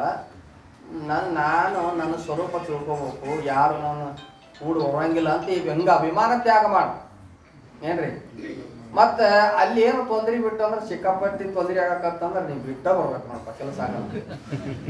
ಏನ್ರಿ? ಬಿಟ್ಟ ಬರ್ಬೇಕು. ಅದಕ್ಕೆ ತ್ಯಾಗ ಮಾಡೋದು ಅಂದ್ರೆ ಎರಡು ರೀತಿಯಿಂದ ಹೇಳ್ಯಾರ. ಏನ್ರಿ? ಗೃಹಸ್ಥರು ಅವ್ರ ಮೊಮ್ಮಕ್ಕಳು ಇರ್ತಾರೆ, ಗೃಹಸ್ಥರು ಜ್ಞಾನಿಗಳಾಗ್ಯಾರ. ಏನ್ರಿ? ಬಾ ಇಷ್ಟ ಮಂದಿ ಅವ್ರು ಹಂಗಿತ್ತು, ಅವ್ರಿಗೆಲ್ಲ ಅನುಕೂಲ ಇತ್ತು. ಅದಕ್ಕೆ ಅವರು ಅಭಿಮಾನ ತ್ಯಾಗ ಮಾಡಿ ಅಲ್ಲೇ ಜ್ಞಾನ ಮಾಡಿಕೊಂಡು. ಹಂಗಿರ್ಲಿಲ್ಲ ಅಂದರೆ ತ್ಯಾಗ ಮಾಡಿ. ಅದಕ್ಕೆ ತ್ಯಾಗ ಯಾವನು ಮಾಡಿರುತ್ತಾನೆಯೋ ಏನು ಯಜ್ಞಾಧಿಕ ಕರ್ಮ. ಯಜ್ಞಾಧಿಕ ಅಂದ್ರೆ ಜ್ಞಾನಕ್ಕೆ ಬಂದ ಅಂದ್ರೆ ಈ ಯಜ್ಞಾಧಿಕ ಕರ್ಮಗಳನ್ನು ಯಾಕೆ ಮಾಡ್ತಾರ? ನೋಡ್ರಿ, 4 ವರ್ಣಗಳದವ, ಅದಲ್ಲ 4 ಆಶ್ರಮಗಳವ. 4 ವರ್ಣಗಳನ್ನು ತಗೊಳ್ರಿ, ಬ್ರಾಹ್ಮಣ, ಕ್ಷತ್ರಿಯ, ವೈಶ್ಯ, ಶೂದ್ರ, 4 ವರ್ಣಗಳವ. ನೀವು ಈಗ ಮಾರ್ಗಕ್ಕೆ ಬರೋಕ್ಕಿಂತ ಪೂರ್ವದಲ್ಲಿ ಆ ವರ್ಣಕ್ಕೆ ತಕ್ಕಂತೆ ಕರ್ಮಗಳಿರ್ತಾವೆ. ಬ್ರಾಹ್ಮಣ ಇದ್ದರೆ ಯಜ್ಞ ಯಾಗಾದಿಗಳನ್ನು ಮಾಡಿ, ಕ್ಷತ್ರಿಯ ಇದ್ದ ಅಂತಂದ್ರೆ ಯಜ್ಞ ಯಾಗಾದಿಗಳನ್ನು ಮಾಡಿಸುವುದು, ಯಾವ ದುಷ್ಟ ನಿಗ್ರಹ, ಶಿಷ್ಟ ಪರಿಪಾಲನೆ ಜವಾಬ್ದಾರಿ ಅವ್ರಿಗಿರ್ತವೆ. ವೈಶ್ಯ ಕರ್ಮ ಒಂದು ಬೇರೆ ಇರ್ತಾವೆ ಜಾತಿ ಒಳಗೆ, ಶೂದ್ರ ಮಾಡೋ ಕರ್ಮ ಒಂದು ಇರ್ತಾವ, ಹೌದಲ್ಲ? ಅಲ್ಲಿ ವರ್ಣಾಶ್ರಮದ ಅಭಿಮಾನ ಇರ್ತಾವೆ. ಎಲ್ಲೇ ಅಜ್ಞಾನ ಅವಸ್ಥೆ, ವರ್ಣಾಶ್ರಮದ ಅಭಿಮಾನಕ್ಕೆ ಕಟ್ಟು ಬಿದ್ದು ಆ ಒಂದು ಏನು ಕರ್ಮಗಳನ್ನು ಅವು ಮಾಡ್ತಿರ್ತಾನೆ. ಒಂದು ವೇಳೆ ನಿನಗೆ ವಿವೇಕ ಉದಯ ತೀವ್ರ ಮುಮುಕ್ಷತ್ವ ಬಂತಂದ್ರೆ ಆದ್ರೆ ಆ ವರ್ಣಾಶ್ರಮದ ಅಭಿಮಾನ ಹಿಡಿಯಕ್ಕೆ ಬರೋಂಗಿಲ್ಲ. ತೀವ್ರ ಮುಮುಕ್ಷತ್ವ ಬಂತಂದ್ರೆ ನಾವು ಬ್ರಾಹ್ಮಣದನಿ ಯಜ್ಞ ಮಾಡ್ಬೇಕು, ಹೋಮ ಮಾಡ್ಬೇಕು ಅಂತ ಮಾಡ್ಕೊತ ಅಲ್ಲೇ ಕೂಡ್ರಿ. ಶಾಸ್ತ್ರ ಕೇಳವ ಯಾವ? ಶಾಸ್ತ್ರ ಕೇಳಲ್ಲ ಮೊದಲ, ಅದಲ್ಲ ಶಾಸ್ತ್ರ ಕೇಳು. ಇಲ್ರಿ ನಾ ಬ್ರಾಹ್ಮಣ ಅದನ್ರಿ, ಹಿಂಗ್ರಿ ಹಂಗ್ರಿ ಅದ ನಿಮ್ಮ ತದಾಗ ಹಾಕೊಂಡು ಹೋಗಿ ಅಂತಾರ. ಅಲ್ಲಿ ಕರ್ಮ ಮಾಡಂಗಿಲ್ಲ. ಅಲ್ಲಿ ಬಂದ ಅಲ್ಲಿ ಕರ್ಮ ನಿಂತದ. ಅಲ್ಲಿ ಆ ಮುಮುಕ್ಷತ್ವ ಬಂತಂದ್ರೆ ಕರ್ಮ ನಿಂತತು ಅಂತೇಳಿ ಅಡ್ಡ ತಿಡ್ಡಿ ಆಗಬಾರ್ದು. ಮತ್ತು ಮನುಷ್ಯ ಅಡ್ಡ ತಿಡ್ಡಿ ಆಗೋ. ಯಾಕೆ? ಅದು ಎಷ್ಟೋ ಜನದಿಂದ ಏನೇನು ಒಳ್ಳೆ ಕರ್ಮ ಸಂಸ್ಕಾರ ಇರ್ತಲ್ಲ ಅದನ್ನು ಪಾಲನೆ ಮಾಡ್ಕೊಂಡು ಬಂದ್ರೆ ಇನ್ನಷ್ಟು ಚಲೋ. ಜ್ಞಾನಿಗಳಾದವರು ಸತ್ಕರ್ಮಗಳನ್ನು ನಿಷ್ಕಾಮ ಭಾವನೆಯಿಂದ ಮಾಡೇ ಮಾಡ್ತಿರ್ತಾರ ಅನ್ನೋದ್ರಿಂದ ಅವ್ರ ಕರ್ತೃತ್ವ ಎಲ್ಲ ಅವ್ರ ಪ್ರಾರಬ್ಧ ಮಾಡಿಸ್ತಾರೆ. ಆದ್ರೆ ಒಬ್ಬ ಸಾಧಕ ಅದಾನ, ಈಗ ಮುಮುಕ್ಷ ಅದಾನಂದ್ರೆ ಯಾವಾಗಲೂ ಈ ಕಡೆ ಗುರುಗಳ ಕಡೆ ಬಂದಾನಂದ್ರೆ ಅವನು ಬರೀ ಶಾಸ್ತ್ರ ಕೇಳಿ ಸುಮ್ಮನೆ ಕೊಂಡೋದು ಅಷ್ಟ ಅಲ್ಲ, ಗುರು ಸೇವಾ ಮಾಡ್ಬೇಕು, ಚರಿತ್ರ ಪಾರಾಯಣ ಮಾಡ್ಬೇಕು. ಯಾವ ಈ ಹೊರಗಿನ ಯಜ್ಞ ಆಗದ ಕರ್ಮ ವರ್ಣಾಶ್ರಮ ಅಭಿಮಾನ ಹಿಡಿಬೇಡ. ಕೇವಲ ಪರಮಾತ್ಮನ ನಾಮಸ್ಮರಣೆ ಜಪ ಮಾಡ್ಬೇಕು. ಇದ ಅವ್ರ ಕರ್ಮ. ಹೌದು, ಇದು ಬಿಟ್ರೆ ಮತ್ತೆ ಹೊರಗೆ ಯಜ್ಞ ಯಾಗಾದಿಗಳನ್ನು ಮಾಡ್ಬೇಕು. ನಾನು ಕ್ಷತ್ರಿಯ ಇದ್ದೇನೆ, ಯಾಕೆ ಕರ್ಮ ಮಾಡ್ಬೇಕು? ಅದನ್ನ ಬಿಡ್ಬೇಕಮ್ಮ, ಅದ್ರ ಅಭಿಮಾನ ಬಿಡ್ಬೇಕು. ಹೇಳ್ರಿ ಇವ ನೋಡ್ರಿ, ಈ ಬ್ರಹ್ಮಜ್ಞಾನಕ್ಕೆ ನಿರಭಿಮಾನಿಯೇ ಅಧಿಕಾರಿ, ಆದರೆ ಹೊರಗಿನ ಕರ್ಮಗಳಿಗೆ ಅಭಿಮಾನಿಯೇ ಅಧಿಕಾರಿ. ಅವಾಗೇನು ಅಭಿಮಾನ ಇರ್ತದೆ? ದೇಹದ ಅಭಿಮಾನ ಇರ್ತದೆ. ಕರ್ಮ ಮಾಡೋನು ಏನಿರ್ತದೆ? ದೇಹದ ಅಭಿಮಾನ ಇರ್ತದೆ. ದೇಹಕ್ಕೆ ಸಂಬಂಧಪಟ್ಟ ವರ್ಣಾಶ್ರಮದ ಅಭಿಮಾನ ಇರ್ತದೆ. ಆ ಅಭಿಮಾನ ಇಲ್ಲಿ ನಡೆಯಂಗಿಲ್ಲಲ್ಲ. ಅದಕ್ಕೆ ಅವುಗಳನ್ನು ತ್ಯಾಗ ಮಾಡಬೇಕು, ಅವುಗಳ ಅಭಿಮಾನ ಬಿಡಬೇಕು. ಶಾಸ್ತ್ರ ಚಿಂತನ, ಚರಿತ್ರ ಪಾರಾಯಣ, ಗುರುಸೇವಾ ಮತ್ತು ಜಪ, ಇವನು 3 ಇಟ್ಕೊಂಡು ಹೋಗ್ಬಿಟ್ರೆ ಸಾಕು. ಇವನ್ನ ಈ ರೀತಿಯಾಗಿ ಏನು ಪುತ್ರಾದಿಗಳ ತ್ಯಾಗ ಮಾಡಿದವನು ಜ್ಞಾನದ ಅಧಿಕಾರಿಯಾದವನು. ಆ ಜ್ಞಾನದ ಫಲನ ಬೇರೆ ಅದಾವ, ಕರ್ಮದ ಫಲನ ಬೇರೆ ಅದಾವ. ಜ್ಞಾನದ ಫಲ ಮುಕ್ತಿ ಅದ, ಕರ್ಮದ ಫಲ ಉತ್ಪಾದ್ಯ, ಪ್ರಾಪ್ಯ, ವೈಕಾರ್ಯ ಮತ್ತು ಸಂಸ್ಕಾರ. ಈ ಕರ್ಮದ ಫಲ ಅದಕ್ಕೆ ತದ್ವಿರುದ್ಧದ. ಅದಕ್ಕೆ ಯಾವಾಗ ಅಧಿಕಾರಿ ಆಗ್ತಾನವ, ಅವನ ತೀವ್ರ ಮುಮುಕ್ಷು ಆಗ್ತಾನ, ಆವಾಗ ಅವನು ಯಜ್ಞ ಯಾಗಾದಿ ಕರ್ಮಗಳನ್ನು ಎಲ್ಲ ವರ್ಣಾಶ್ರಮದ ಅಭಿಮಾನವನ್ನು ತ್ಯಾಗ ಮಾಡಬೇಕು. ಜ್ಞಾನದ ಅಧಿಕಾರಿಯಲ್ಲಿ ಯಜ್ಞಾದಿಗಳು ಸಂಭವಿಸುವುದಿಲ್ಲ. ಜ್ಞಾನದ ಅಧಿಕಾರಿ ಇದ್ದ ಅಂದರೆ ಯಜ್ಞಾದಿಗಳು ಸಂಭವಿಸ್ತಾವನ? ಇಲ್ಲ. ಅದೇನು ಹೇಳ್ತದೆ ಶಾಸ್ತ್ರ? ಅದು ಅದ್ವೈತ ಶಾಸ್ತ್ರ. ಅವರು ಚಿಂತನೆ ಮಾಡೋ ತತ್ವಮಸಿ ಮೊದಲಾದ ಮಹಾವಾಕ್ಯಗಳ ವಿಚಾರ ಇರ್ತದೆ. ಕೇವಲ ಶಾಸ್ತ್ರ ಕೇಳೋದು, ಈ ಜಪ ತಪಾದಿಗಳನ್ನು ಮಾಡೋದು. ಅದಕ್ಕೆ ಹೇಳ್ತಾರ ಅವರು, ಜ್ಞಾನದ ಅಧಿಕಾರಿಯಲ್ಲಿ ಯಜ್ಞಾದಿಗಳು ಸಂಭವಿಸುವುದಿಲ್ಲ. ಅಂದರೆ ಅವುಗಳ ಯಜ್ಞಾದಿಗಳು ಸಂಭವಿಸುವುದಿಲ್ಲ ಅಂದರೆ ಯಜ್ಞ ಯಾಗಾದಿಗಳನ್ನು ಮಾಡ್ಕೊಂಡು ಕೂಡುವುದಲ್ಲ. ಅದಕ್ಕೆ ಇವು ಜಪ ತಪಾದಿಗಳು, ಶ್ರವಣಾದಿಗಳು ಇವಷ್ಟೇ ಸಂಭವಿಸುವುದಿಲ್ಲ. ಆದ್ದರಿಂದ ಅವು ದೂರದ ಸಾಧನಗಳಾಗಿರುತ್ತವೆ. ಯಾವುವು ಯಜ್ಞಾದಿ ಕರ್ಮಗಳು, ಸತ್ಕರ್ಮಗಳು ಈ ಜ್ಞಾನದ ಅಧಿಕಾರಿಯಲ್ಲಿಯೇ ಅವು ಸಂಭವಿಸುವುದಿಲ್ಲ ಅಂದಮೇಲೆ ಅವು ಅಂತಃಕರಣ ಪರಿಶುದ್ಧತೆಗೆ ಮಾತ್ರ ಅಷ್ಟೇ ಸೀಮಿತ ಆಗಿರ್ತಾವೆ. ವಿವೇಕಾದಿಗಳು ಬಂದ್ರೆ ಅವುಗಳನ್ನು ತ್ಯಾಗ ಮಾಡಬೇಕಾಗ್ತದೆ.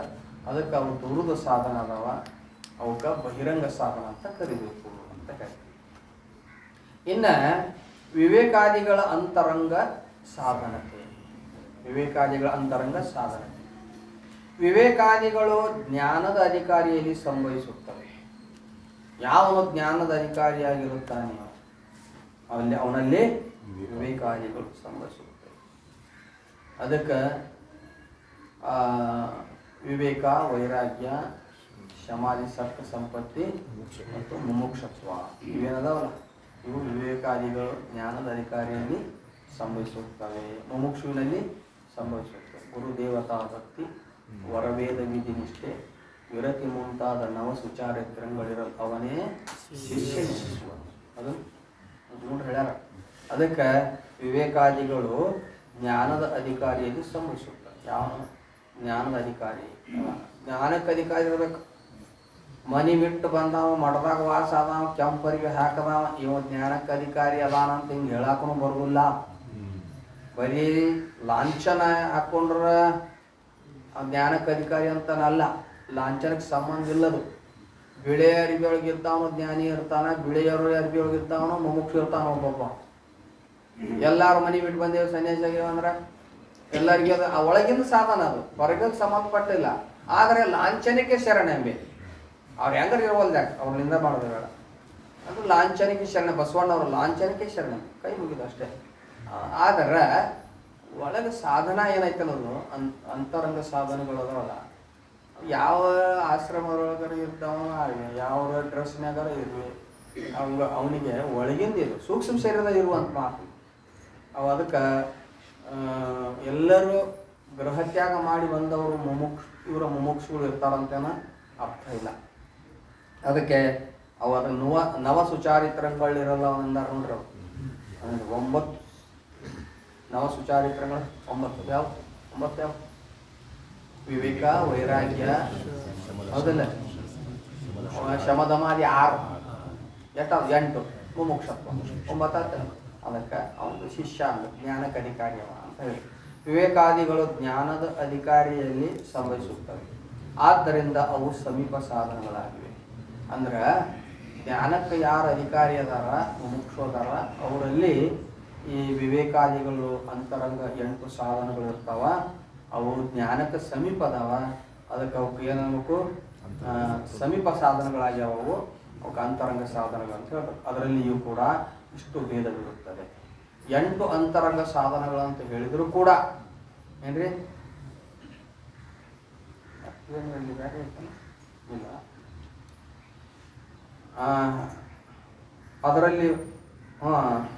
ಅದರಲ್ಲಿ ಕೂಡ ಇಷ್ಟು ಭೇದವಿರುತ್ತದೆ ಅಂತ. ಅಂದ್ರೆ 8 ಅಂತರಂಗ ಸಾಧನಗಳಿದಾರಲ್ಲ, ಇಷ್ಟು ಭೇದವಿರುತ್ತೆ. ಏನಂತ? ವಿವೇಕಾದಿಗಳದ್ದು ಶ್ರವಣದಲ್ಲಿ ಉಪಯೋಗವಿದೆ. 8 ಅಂತರಂಗ ಸಾಧನಗಳೊಳಗನ ಸ್ವಲ್ಪ ಬಹಿರ ಅಂತರ ಮಾಡ್ತಾನೆ. ಒಳಗಿದ್ದು ಯಾವುದು ಅದಕ್ಕೆ ವಿವೇಕಾದಿಗಳದ್ದು ಶ್ರವಣದಲ್ಲಿ ಉಪಯೋಗವಿದೆ. ವಿವೇಕ, ವೈರಾಗ್ಯ, ಸಮಾಧಿ, ಸತ್ಕ, ಸಂಪತ್ತಿ, ಮುಮುಕ್ಷತ್ವ ಇವೇನದಾವಲ್ಲ, ಇವು ಎದರಲ್ಲಿ ಉಪಯೋಗದ? ಇದರದ್ದು ಶ್ರವಣದಲ್ಲಿ ಉಪಯೋಗವಿದೆ. ವಿವೇಕಾದಿಗಳದ್ದು ಶ್ರವಣದಲ್ಲಿ ಉಪಯೋಗವಿದೆ. ವಿವೇಕಾದಿಗಳು ಇಲ್ಲಿಲ್ಲ ಅಂದ್ರೆ ಶ್ರವಣ ಘಟಿಸುವುದಿಲ್ಲ. ವಿವೇಕ ಇರಬೇಕು ಅಂದ್ರೆ ಶುದ್ಧಾಂತಕರಣದಲ್ಲಿ ಜನ್ಯವಾದ ವಿವೇಕ ಇರಬೇಕು. ಅದರಿಂದ ವೈರಾಗ್ಯ ಇರಬೇಕು. ಆಮೇಲೆ ಸಮಾಧಿ, ಸತ್ಕ, ಸಂಪತ್ತಿ ಇರಬೇಕು, ಮುಮುಕ್ಷತ್ವ ಇರಬೇಕು. ಅದನ್ನು ಬಿಟ್ಟು ಊಟಕ್ಕೆ ವಿಷಯಕ್ಕೆ ಮರುಗುತ್ತಿ ಪಾತಲ್ಲಿ ಊಟ ಒಪ್ಪೋದೇ ಶಿವಪದಗಳು. ಊಟಕ್ಕೆ ವಿಷಯಕ್ಕೆ ಚಿಂತೆ ಮಾಡ್ತಿದ್ದ ಅಂದ್ರೆ ವಿವೇಕಾದಿಗಳಿಲ್ಲ ಅಂದ್ರೆ ಅವನಿಗೆ ತತ್ವಜ್ಞಾನ ಆಗೋದಿಲ್ಲ. ಶ್ರವಣಾದಿಗಳು ಘಟಿಸೋದಿಲ್ಲ. ತತ್ವಜ್ಞಾನ ಆಗೋ ಮಾತು ಬೇರೆ. ಅದು ಬಂದು ಕುಂಡಿರ್ತಾನಪ್ಪ ಅಂತಂದ್ರೆ ಏಕಾಗ್ರತೆ ಬೇಕಲ್ಲ, ಕೇಳ್ಬೇಕು. ಕಿವಿಯಾಗ ಮನಸ್ಸಿಟ್ಟು ಕೇಳ್ಬೇಕು. ಕಣ್ಣಾಗ ಮನಸ್ಸಿಟ್ಟೋದಲ್ಲ, ಕಿವಿಯಾಗ ಮನಸ್ಸಿಟ್ಟು ಕೇಳ್ಬೇಕು. ಅಂದ್ರೆ ಕಿವಿ ಯಾಕಡೆ ಏಕಾಗ್ರತೆ ಅಷ್ಟು ಇರಬೇಕಲ್ಲ, ಏಕಾಗ್ರತೆ ಇರಬೇಕು. ಆಮೇಲೆ ಶಾಸ್ತ್ರ ಇಲ್ಲಿ ಅಧ್ಯಯನ ಮಾಡುವಾಗ ಕಷ್ಟಗಳು ಬರ್ತಾವ. ನಿನಗೆ ಮನೆಯಾಗಿದ್ದಾಗ 3 ಹೊತ್ತು ಬಿಸಿ ಊಟ ಸಿಗ್ತಿರ್ತೀವಿ, ತಂದೋದ್ರೆ ಕಟಕ ರೊಟ್ಟಿ ಸಿಗ್ತಾವ. ಮಧ್ಯಾಹ್ನದಾಗ ಮಾಡಿದ ರಾತ್ರಿ ಉಣ್ಬೇಕಾಗ್ತದೆ, ಹೌದಿಲ್ಲ? ನೀನು ಬೆಳಗ್ಗೆ 7 ಗಂಟೆ 8 ಗಂಟೆಗೆ ಹೇಳಾವ, ಇಲ್ಲ 5 ಗಂಟೆಗೆ ಎಬ್ಬಿಸ್ತಾರ. ಎಷ್ಟು ಕಷ್ಟ ಅದ ಅದು ಅಲ್ಲಿ. ಅದಕ್ಕೆಲ್ಲ ಕಷ್ಟಗಳು ಬಂದಾಗೆಲ್ಲ ಅದಕ್ಕೆ ತಿತಿಕ್ಷೆ ಬೇಕು, ಎಲ್ಲ ಬೇಕಲ್ಲ. ಅಧ್ಯಾತ್ಮ ಸುಮ್ಮನೆ ಮಾಡ್ರೇನು? ಕ್ಷುರಸ್ಯ ಧಾರ ನಿಶಿತ ದುರತ್ಯಯ ದುರ್ಗಂ ಪತಸ್ತತ್ ಕವಯೋ ವದಂತಿ. ಅದು ಅಧ್ಯಾತ್ಮ ಅಂದ್ರೆ ಇಲ್ಲಿ ಚಲೋ ಆಯ್ತು ಬಿಡಪ್ಪ, ಮನೆ ಬಿಟ್ಟು ಬಂದ್ರೆ ಕಿರಿಕಿರಿ ಇಲ್ಲ, ಕುಂತು ಊಟ ಹಾಕ್ತಾರೆ, ನಿನಗೆ 25 ದಿವಸ ಅಷ್ಟ ಹಾಕ್ತಾರೆ ನಿಮಗೆ. ಇನ್ನೊಂದು 4 ದಿನ ಇರ್ತಾನೆ ಅವ್ರು ನಡಿ ಮಾರೋದ್ರ, ಅವತ್ತು ರಾತ್ರಿನ ಊಟ ಬಂದ ನಿಮಗೆ, ನೀವು ದೊಡ್ಡ ಅಡಿಗೆ ಮನ್ಯಾಗ ಊಟ ಮಾಡಿ ಅಂತಾರ ಅವ್ರ. ಹೌದಿಲ್ಲ? ಚಲೋ ಸಿಗ್ತತೆ ಅಂದು ಬಂದು ಇಲ್ಲಿ ಶಾಸ್ತ್ರ ಕೇಳಂಗಿಲ್ಲ, ಬಿಡಂಗಿಲ್ಲ. ಎಷ್ಟೋ ಮಂದಿ ಗಣ ಹೊರಗೆ ತಿರುಗಾಡ್ತಾವ್ರಿ, ಊಟಕ್ಕಲ್ಲಿ ಹಾಜರಾಗಿಲ್ಲ. ಕೆಲವೊಂದು ಅದಾವ ಇದ್ರ, ಕೆಲವೊಂದು ಮಂದಿ ನಾವು ಹೇಳಂಗಿಲ್ಲ, ಮನ್ಸಿಗೆ ಹತ್ತದ ಅಂತೇಳಿ ಬರೀ ಮನ್ಯಾಗ ದುಡಿಯಂಗಿಲ್ಲ, ದುಡ್ಡು ಪಡೆಯಂಗಿಲ್ಲ ಅನ್ರಿ. ಅವು ಬರೀ ಪಾಲ್ತು ತಿರುಗಾಡೋದು. ಹೆಸರಿಗೇನ ಶೀಘ್ರಕ್ಕೆ ಹೋಗಿದ್ ನಾವು, ಇವಾಗ ಒಂದಿನ ಶಾಸ್ತ್ರ ಕುಂತೀವಿ ನಾವು. ಚಲೋ ಸಿಗ್ತದೆ. ನೀವು 3 ಹೊತ್ತ ಸಂಜೆ ಮುಂದೆ ಬೆಳ್ಳುಳ್ಳಿ ಚುಮ್ಮರಿ ಚಾ ಸಿಗ್ತೈತಿ. ಇರ್ಲಿ, ಈಗ ಬಂದಿರಲ್ಲ, ನಿಮಗೆ ತಿಳಿದೇ ಇರಲಿ. ಈ ಜನ್ಮದಾಗ ನೀವು ತಿಳಿದಿರಲಿ, ಅಲ್ಲಿ ಬೇಕಾದಾಗ ಊಟ ಮಾಡಿ, ನೀವು ಬೇಡ ಅನ್ನೋದಿಲ್ಲ. ಶಾಸ್ತ್ರಕ್ಕೆ ಬಂದ್ಕೊಂಡು ಶಾಸ್ತ್ರಕ್ಕೆ ಬಂದ್ಕೊಂಡ್ರೆ ನೀವು ಕೇಳಿದ್ದು ಯಾಕ ಅದ ಶ್ರುತ್ವಾತ್ ಧರ್ಮ ವಿಜಾನಂತಿ, ಶ್ರುತ್ವಾತ್ ದುರ್ಮತಿ ತ್ಯಜೇತ್, ಶ್ರುತ್ವಾತ್ ಜ್ಞಾನ ವಾಪ್ನೋತಿ, ಶ್ರುತ್ವಾತ್ ಮೋಕ್ಷ ವಾಪ್ನೋತಿ. ಕೇಳುವುದರಿಂದ ಪುಣ್ಯ ಉತ್ಪತ್ತಿ ಆಗುತ್ತದೆ. ಧರ್ಮ ಅಂದ್ರೆ ಪುಣ್ಯ ಉತ್ಪತ್ತಿ ಆಗುತ್ತೆ. ನಿನಗೆ ತಿಳಿಲಿಲ್ಲ ಅಂದ್ರೂ ಪುಣ್ಯ ಉತ್ಪತ್ತಿ ಆಗುತ್ತೆ. ದುರ್ಮತಿ ತ್ಯಜೇತ್, ಕೇಳುವುದರಿಂದ ನಿನ್ನ ದುರ್ಬುದ್ಧಿ ಹಾಳಾಗುತ್ತದೆ. ಚಂದ ಕೇಳಿದೆ ಅಂದ್ರೆ ನೀ ಏನು ಪಾಪ ಮಾಡಾಕತ್ತಿ, ಪಾಪಕ್ಕೆ ಏನು ಫಲ ಅನ್ನೋದು ನಿನಗೆ ಹೇಳ್ತಾರ. ಎಂತೊಲಿಯವನೋ ತನಗಿನ್ನ ಎಂತೊಲಿಯವನೋ ಹೇಳ್ಯಾರಿಲ್ಲ, ಹೇಳ್ತಾರ. ಹೇಳಿದಾಗ ಅದನ್ನ ಬಿಡ್ಬೇಕಪ್ಪ ಅಂತ ನೀವು ವಿಚಾರ ಮಾಡ್ಬೇಕಲ್ಲ, ಮಾಡಂಗಿಲ್ಲ. ಬಂದು ಕೇಳಾಕತ್ತೆ ಅಂದ್ರೆ ಸ್ವಲ್ಪ ವಿಚಾರ ಹೋಗ್ತದೆ, ಅದು ದುರ್ಮತಿ ಹೋಗ್ತದೆ. ಕೇಳೋದ್ರಿಂದ ಜ್ಞಾನ ಆಗ್ತದೆ. ಜ್ಞಾನ ಆಗ್ತದ್ರೆ ಮುಖ್ಯ. ಅದಕ್ಕೆ ನೀ ಶಾಸ್ತ್ರನ ಕೇಳಂಗಿಲ್ಲ, ಮತ್ತು ಹೊರಗೆ ತಿರುಗಾಡ್ತೀವಿ, ಮತ್ತು ಊಟಕ್ಕೆ ಹಾಜರಾಗ್ತೀವಿ, ಹೆಂಗೆ ದೇವರು ಒಳಿತಾನಪ್ಪ ನೀನು ಶುದ್ಧ ಹೋಗ್ತದೆ. ಅದಕ್ಕೆ ಇಲ್ಲಿ ಹೇಳ್ತಾರೆ, ಅದಕ್ಕೆ ವಿವೇಕಾದಿಗಳು ಜ್ಞಾನದ ಅಧಿಕಾರಿಯಲ್ಲಿ ಸಂಭವಿಸುತ್ತವೆ, ಆದ್ದರಿಂದ ಅವು ಸಮೀಪ ಸಾಧನಗಳಾಗಿವೆ. ಅದರಲ್ಲಿಯೂ ಕೂಡ ಇಷ್ಟು ಭೇದವಿರುತ್ತದೆ. ವಿವೇಕಾದಿಗಳದ್ದು ಶ್ರವಣದಲ್ಲಿ ಉಪಯೋಗವಿದೆ ನೋಡಿ. ಸರಿಯಾಗಿ ವಿವೇಕಾದಿಗಳು ಇದ್ದಾವ, ಶ್ರವಣಕ್ಕೆ ಉಪಯೋಗ ಅದ. ಏಕಾಗ್ರತೆಯಿಂದ ಶ್ರವಣ ಆಗ್ತದ. ಅದನ್ನು ಮನನ ಮಾಡ್ತಾನ, ಯುಕ್ತಿಗಳಿಂದ ಮನನ ಮಾಡ್ತಾನ. ಅದು ಮನನ ಮಾಡಿದ ಅಂತಂದ್ರೆ ಸಂಶಯ ಹೋಗ್ತದೆ. ಆಮೇಲೆ ವಿಪರೀತ ಭಾವನ ಸ್ವರೂಪದಿಂದ ಉಳಿದಿತ್ತಂದ್ರೆ ನಿಧಿಧ್ಯಾಸನ ಮಾಡ್ತಾನ, ಅವಾಗ ಜ್ಞಾನ.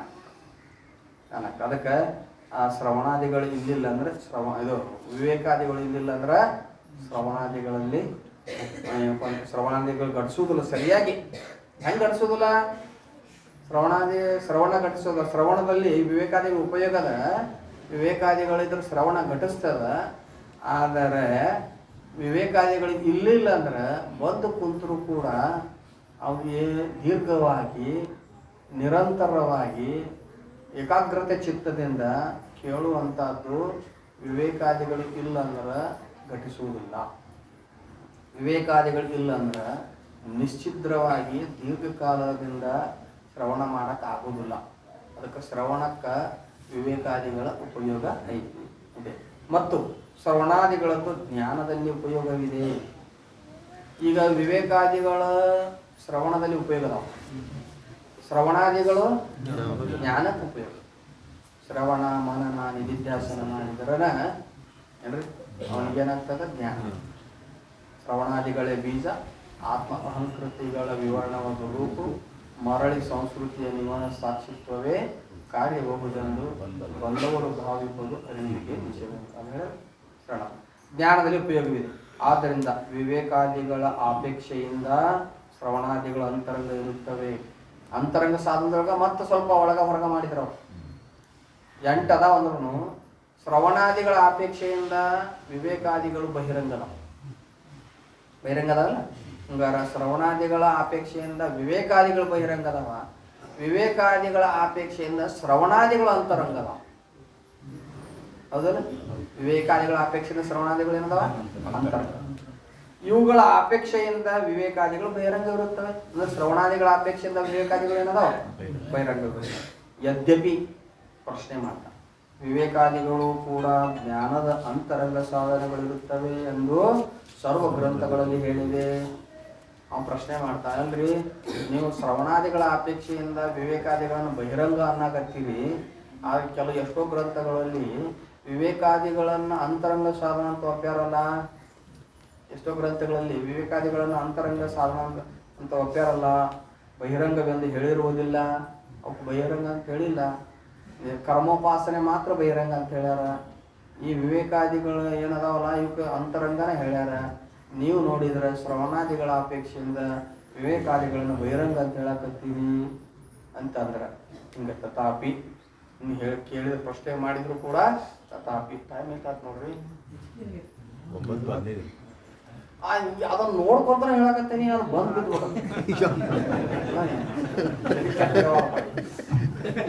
ನಾನೇ ಇಟ್ಟು ಹೇಳಕ ನಡ್ದೈತಿ ಅದು ಯಾಕೆ ನೋಡುವಂತ ಮೊದಲು ಶಬ್ದ ಬದ್ಲಿ ಮಾಡ್ರಿಯಪ್ಪ ಅದನ್ನ. ಶಿವಾಜಿ ಆಯ್ತು ಶಿವಾಜಿ ಹೇಳ್ಕೋಬೇಡ್ರಿ ನೀವು. 9 ಆಗೈತಿ ಬಿಡ್ರಿ ಅನ್ನೋ ನೀವು.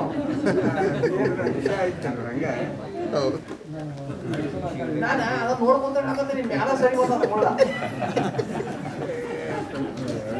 ನಾವರ ಒಂದ್ 2 ನಿಮಿಷ ಹೆಚ್ಚಿಗೆ ಅದು ತಡ್ಕೊಂಡು ಮನುಷ್ಯರಲ್ಲ. ಬರೋಬರಿ 15 ನಿಮಿಷ ಹೆಚ್ಚಿಗೆ ಆಗೈತೆ ಅದು ಬರೋಬರಿ.